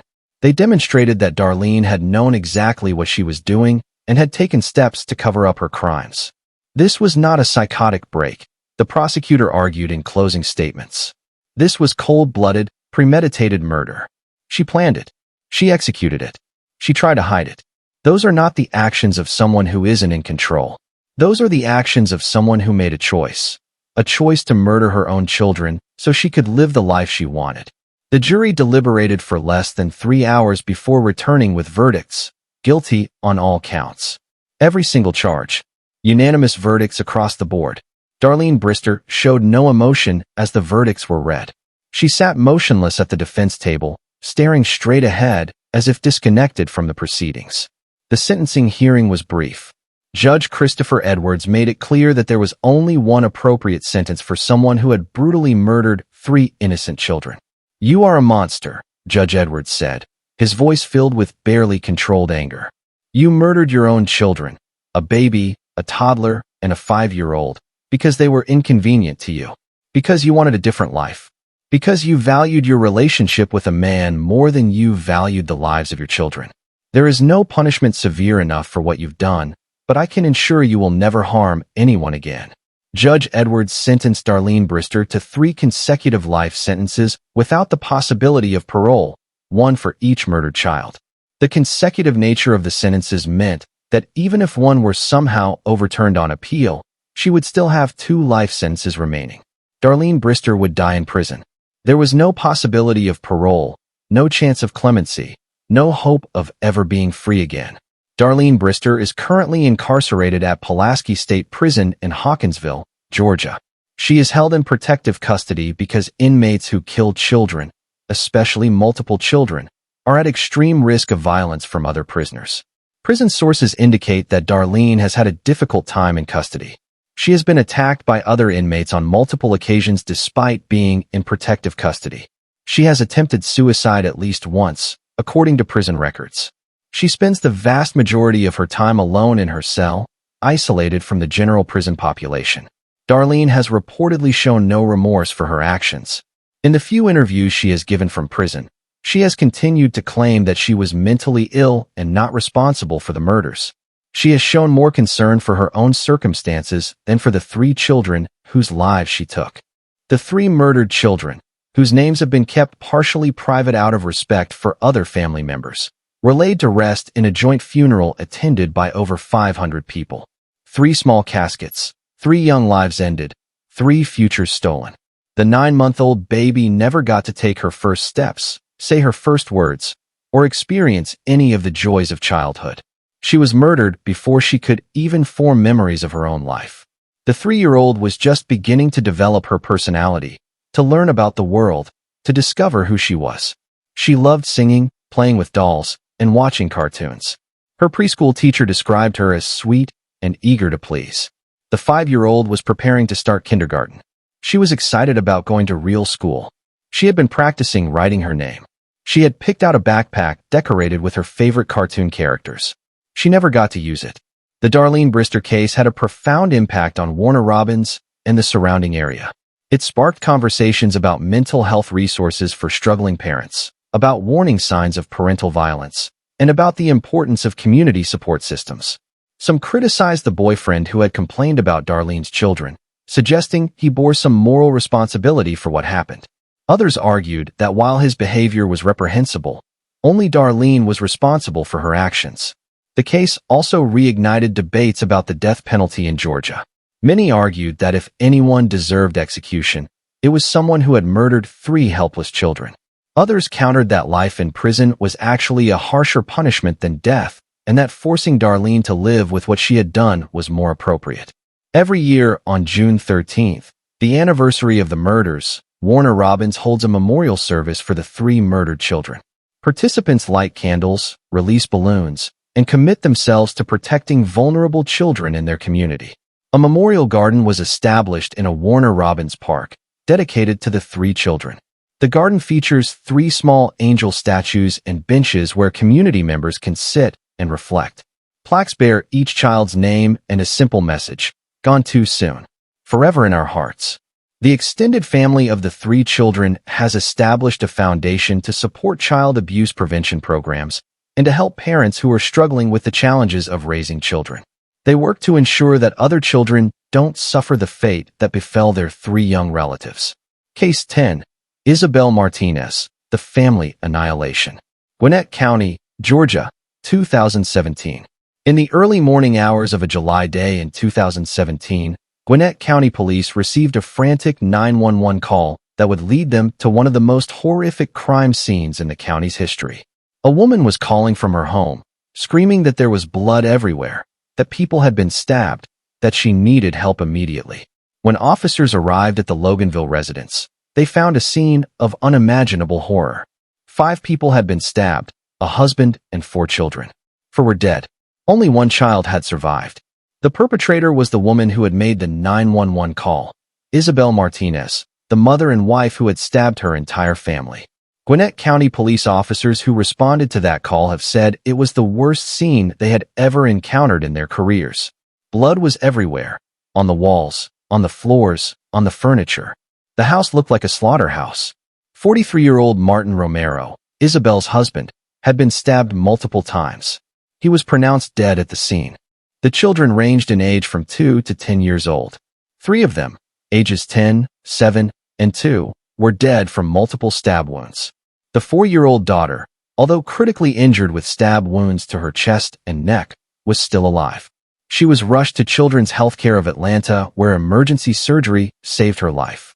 Isabel Martinez was found at the scene, covered in blood, holding the knife she had used to attack her family. She was incoherent, alternating between screaming and crying, making statements that suggested she was experiencing some kind of mental health crisis. As investigators began piecing together what had happened, a picture emerged of a family that had seemed normal from the outside but had been struggling behind closed doors. Isabel and Martin had been married for 12 years. Martin worked in construction and was by all accounts a devoted father and husband. Neighbors described the family as quiet and friendly. The children were well cared for and often seen playing outside. But family members revealed that Isabel had been struggling with mental health issues for several years. She had been diagnosed with depression and anxiety and had been prescribed medication, though it was unclear if she had been taking it consistently. In the weeks before the attack, Isabel had been displaying increasingly erratic behavior, mood swings, paranoia, and statements that didn't make sense. On the night of the attack, according to the surviving daughter's later testimony and evidence from the scene, Isabel had waited until her family was asleep. Then, in a frenzy that lasted approximately 30 to 45 minutes, she had gone from room to room with a large kitchen knife, stabbing her husband and each of her children. Martin had apparently woken during the attack and tried to stop Isabel, but he was overwhelmed and suffered fatal wounds. The 10-year-old had also tried to fight back, with defensive wounds on his hands and arms showing he had attempted to protect himself and possibly his younger siblings. But he too had been overpowered. After the attack, Isabel had called 911 herself, apparently experiencing a moment of clarity or remorse about what she had done. Isabel Martinez underwent extensive psychiatric evaluation while in custody. Multiple mental health professionals examined her, reviewed her history, and assessed her mental state at the time of the attacks. The consensus was that Isabel had been experiencing a severe psychotic episode at the time of the murders. She had apparently developed symptoms consistent with paranoid schizophrenia, though she had never been formally diagnosed with this condition. She had been having delusions, false beliefs that felt completely real to her, and may have believed she was protecting her family from some imagined threat by killing them. This diagnosis would prove crucial in how her case proceeded through the criminal justice system. Isabel Martinez was charged with 4 counts of malice murder, 1 for each person killed, and multiple counts of aggravated assault and cruelty to children. Given the overwhelming evidence of her guilt, she had been found at the scene with the murder weapon, covered in her family's blood. There was no question that she had committed the physical acts of killing her husband and 3 children. The question was whether she could be held criminally responsible given her mental state. In April of 2019, Isabel Martinez entered a plea of guilty but mentally ill to all charges. This plea, available in Georgia law, acknowledges that the defendant committed the crimes but was suffering from mental illness at the time. Under Georgia law, a finding of guilty but mentally ill does not reduce the sentence, but it does require that the defendant receive mental health treatment while incarcerated. Judge Timothy Hamill presided over Isabel's sentencing hearing. He heard testimony from psychiatrists about Isabel's mental state, from family members about the victims, and from prosecutors about the appropriate sentence. The surviving daughter, who was only 4 years old at the time of the attack and had been recovering from her injuries, was represented by a guardian ad litem who spoke on her behalf. The guardian described how this child had lost her father and 3 siblings, how she bore physical and psychological scars from the attack, and how she would need extensive therapy and support for the rest of her life. Martin Romero's family spoke about the man they had lost, a loving husband, devoted father, hard worker who had done everything he could to provide for his family. They spoke about the 3 children who would never grow up, never graduate from school, never have families of their own. Isabel's own family members spoke too, describing her struggles with mental illness and begging for compassion and understanding. They emphasized that the Isabel who committed these horrific acts was not the real Isabel, but a woman in the grip of severe mental illness who had not been properly treated. Judge Hamill acknowledged the complexity of the case. He recognized that Isabel had been genuinely mentally ill at the time of the murders, but he also emphasized that 4 people were dead, including 3 children, and that society required accountability even in cases involving mental illness. Judge Hamill sentenced Isabel Martinez to life in prison on each count of murder, to be served concurrently. While technically this means Isabel could potentially be eligible for parole after 30 years, Judge Hamill made it clear in his remarks that he expected Isabel to remain in prison for the rest of her life. Isabel Martinez is currently incarcerated at a Georgia State prison facility that provides mental health services. She receives treatment for her psychotic disorder, including medication and therapy. According to prison sources, Isabel's mental health has improved significantly with proper treatment. She has achieved a level of stability that she apparently never had in her life before the murders. But with that stability has come the terrible burden of full awareness of what she did. Isabel has reportedly expressed profound remorse for her actions. She has asked to be allowed to write letters to her surviving daughter, though whether those letters have been or ever will be delivered is unclear. She has participated in every mental health program available to her in prison, and she has reportedly stated that she deserves to spend the rest of her life in prison for what she did. The 4-year-old girl who survived Isabel's attack, now a preteen, has been raised by members of her father's family. Her identity has been protected from media attention to allow her privacy as she grows up. According to advocates who work with the family, the girl has received extensive therapy to help her process the trauma of that night. She has physical scars from the knife wounds, but has recovered physically. The psychological scars are more complex and will likely be with her for life. She has been told age-appropriate versions of what happened to her family, and as she gets older, she will learn more details. The family is working with mental health professionals to help her understand that her mother was severely mentally ill and that what happened was not her fault. Whether she will ever want contact with her mother is a question for the future. For now, she is focused on healing, growing up, and trying to build as normal a life as possible after experiencing unimaginable trauma. The Isabel Martinez case has been used by mental health advocates to highlight the critical importance of treating mental illness, particularly in parents. They argue that if Isabel had received proper psychiatric care earlier, if her symptoms had been recognized and treated effectively, this tragedy might never have occurred. But others counter that while mental illness is real and deserving of compassion, it cannot excuse or fully explain family annihilation. They point out that millions of people suffer from mental illness, including schizophrenia and psychotic disorders, without harming anyone. They argue that Isabel still made choices, even if those choices were influenced by mental illness, and that accountability is necessary. The case also raised questions about how the criminal justice system should handle defendants who commit horrific crimes while genuinely mentally ill. Should they be held in psychiatric facilities rather than prisons? Should sentences be different for those with documented mental illness? How do we balance accountability with compassion?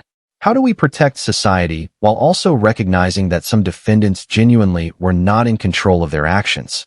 These questions don't have easy answers, and the Isabel Martinez case exemplifies why they remain subjects of ongoing debate. Martin Romero was remembered at his funeral as a man who loved his family above all else. His co-workers described him as reliable and hardworking. His family members spoke of his kindness and his devotion to his children. He was only 43 years old when he died, with so many years of life ahead of him. The 3 children, ages 10, 7, and 2 at the time of their deaths, were remembered as bright, loving kids who deserved to grow up. The 10-year-old had been an excellent student who loved soccer and math. The 7-year-old had been outgoing and social, always making friends wherever she went. The 2-year-old was just beginning to talk in sentences and discover his personality. A memorial service held at their church drew over 400 people. The 4 caskets, 1 adult-sized, 3 heartbreakingly small, were a stark visual reminder of the magnitude of the tragedy. The Loganville community where the Martinez family had lived was devastated by the murders. Neighbors who had seen the children playing outside, who had exchanged friendly waves with Martin, who had known the family as normal members of the community, struggled to process what had happened. Many expressed guilt, wondering if there were signs they missed, if there was something they could have done. Mental health professionals who spoke to the community emphasized that psychotic breaks can happen suddenly, and that even trained professionals sometimes don't see them coming. The local school district, where the older children had been students, brought in grief counselors to help classmates and teachers process the loss. The children's classrooms held memorials, with students drawing pictures and writing notes to their deceased friends. The Isabel Martinez case became a catalyst for discussions about maternal mental health in Georgia and beyond. Several organizations used the case to push for better mental health screening for new and struggling mothers, for more accessible mental health treatment, and for better education about the warning signs of severe mental illness. Georgia lawmakers introduced legislation to improve mental health services and to create better systems for identifying and helping people in psychiatric crisis. While not all of these initiatives passed, the case did contribute to increased awareness and some policy changes. The case also serves as a reminder that mental illness can affect anyone, regardless of background, and that untreated severe mental illness can have catastrophic consequences. It underscores the importance of taking mental health symptoms seriously, of seeking help when something seems wrong, and of ensuring that people who need treatment receive it. Isabel Martinez remains in prison, where she will almost certainly spend the rest of her life. Her mental illness is now being treated, but that treatment came too late to save her husband and 3 of her children. She will live with that knowledge for however many years she has left. Her surviving daughter is growing up, healing, and trying to build a life despite the trauma she experienced. She will always carry the scars, physical and psychological, of what happened to her. But those who care for her are committed to helping her thrive despite her tragic beginning. The case remains one of the most disturbing in Georgia's recent history. A mother who, in the grip of severe mental illness, destroyed her entire family. It's a case that doesn't fit neatly into categories of good and evil, that challenges our understanding of criminal responsibility, and that forces us to confront uncomfortable questions about mental illness, motherhood, and justice. We've journeyed through 10 cases that represent some of the darkest moments in Georgia's criminal history. 10 mothers who betrayed the most fundamental trust that exists in human society. 10 families destroyed. 19 children dead. 1 husband murdered. Countless lives forever scarred by trauma and loss. As we look back across these 10 cases, certain patterns emerge. Substance abuse. In several cases, Uriha Ridge most prominently, drug use played a direct role in the deaths of children. Addiction impaired judgment, altered behavior, and created situations where children were placed in fatal danger. Mental illness. The Isabel Martinez case demonstrates that severe, untreated mental illness can lead to catastrophic outcomes. While mental illness doesn't excuse criminal behavior, it does complicate our understanding of responsibility and raises important questions about treatment and intervention. Domestic dynamics.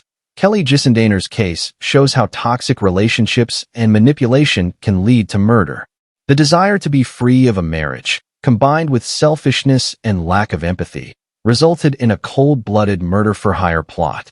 Rage and violence. Sophia Williams, Brittany Nicole Hall, and Darlene Brister all killed in moments or periods of rage, using extreme violence against children who were vulnerable and defenseless.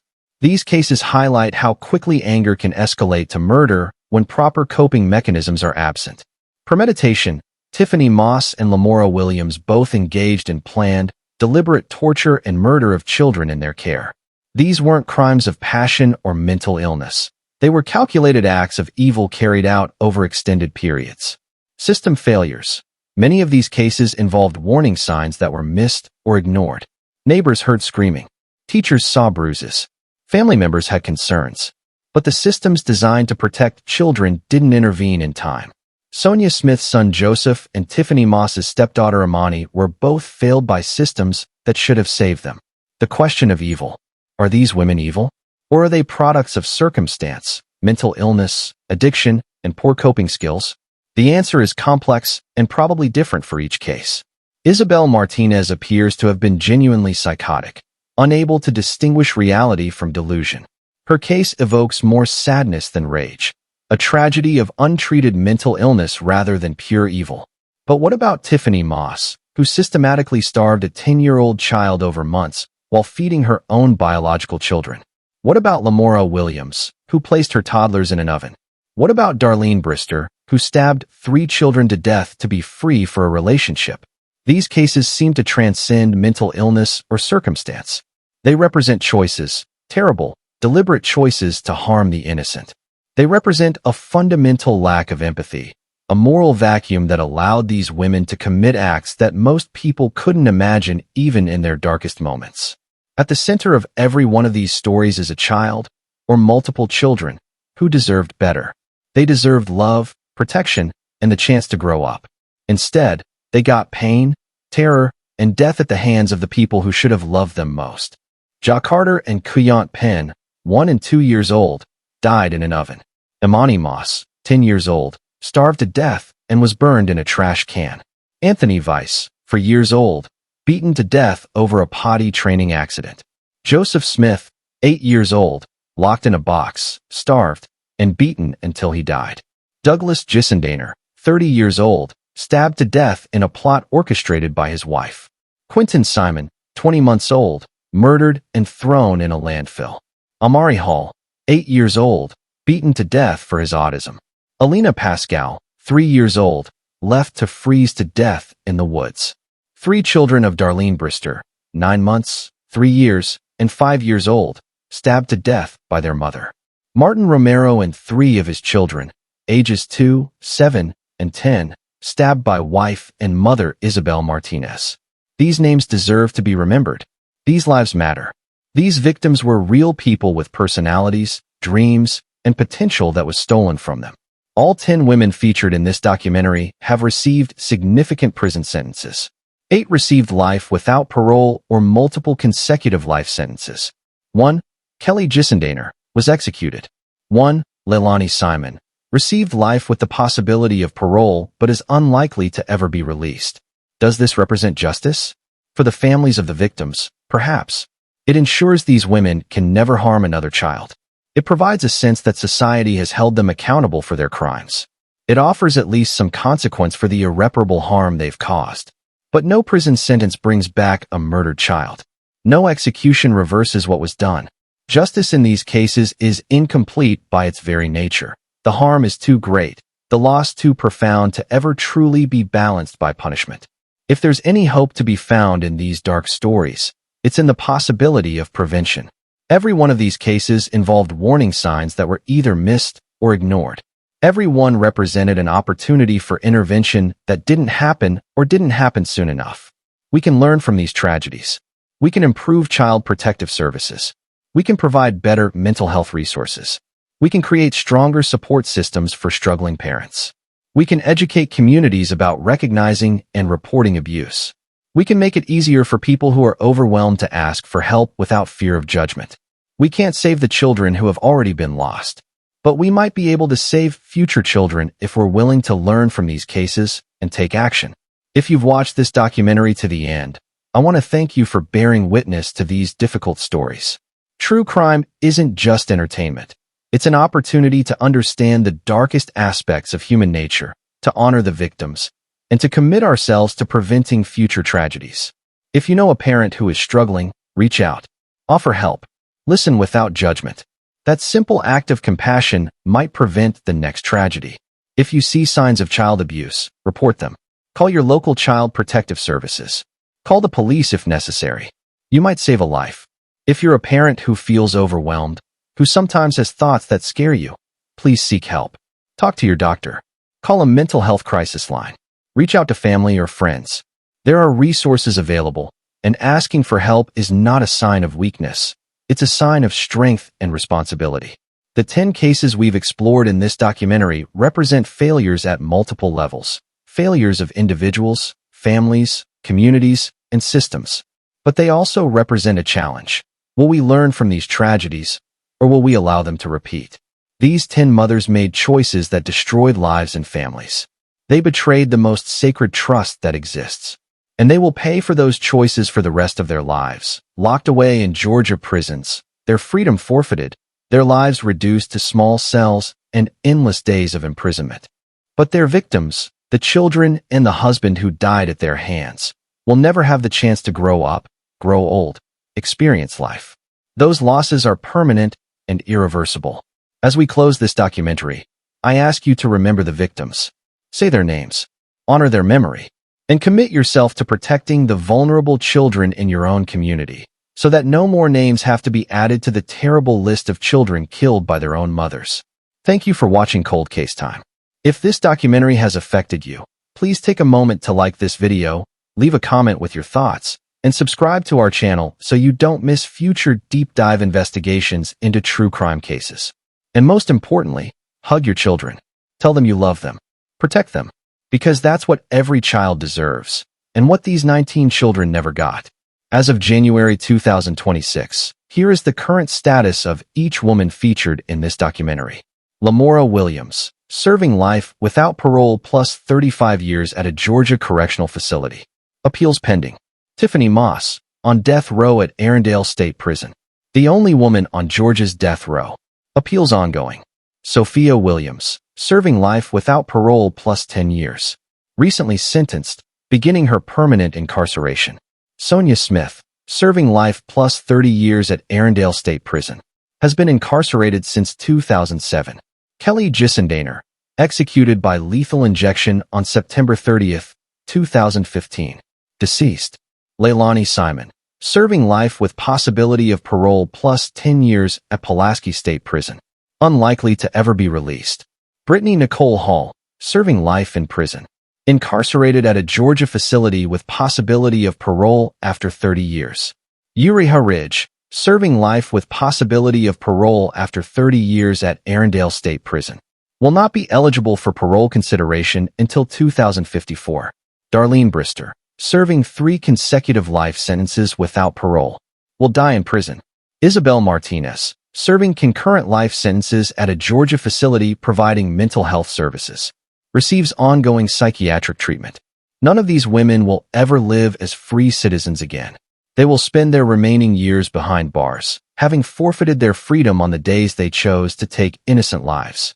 The children they killed remain forever young in memory, never growing old, never experiencing the joys of life, never becoming the people they could have been. May their memories be a blessing, and may their stories inspire us to protect the vulnerable among us. This has been a Cold Case Time production. Subscribe for more true crime documentaries. Like and comment below.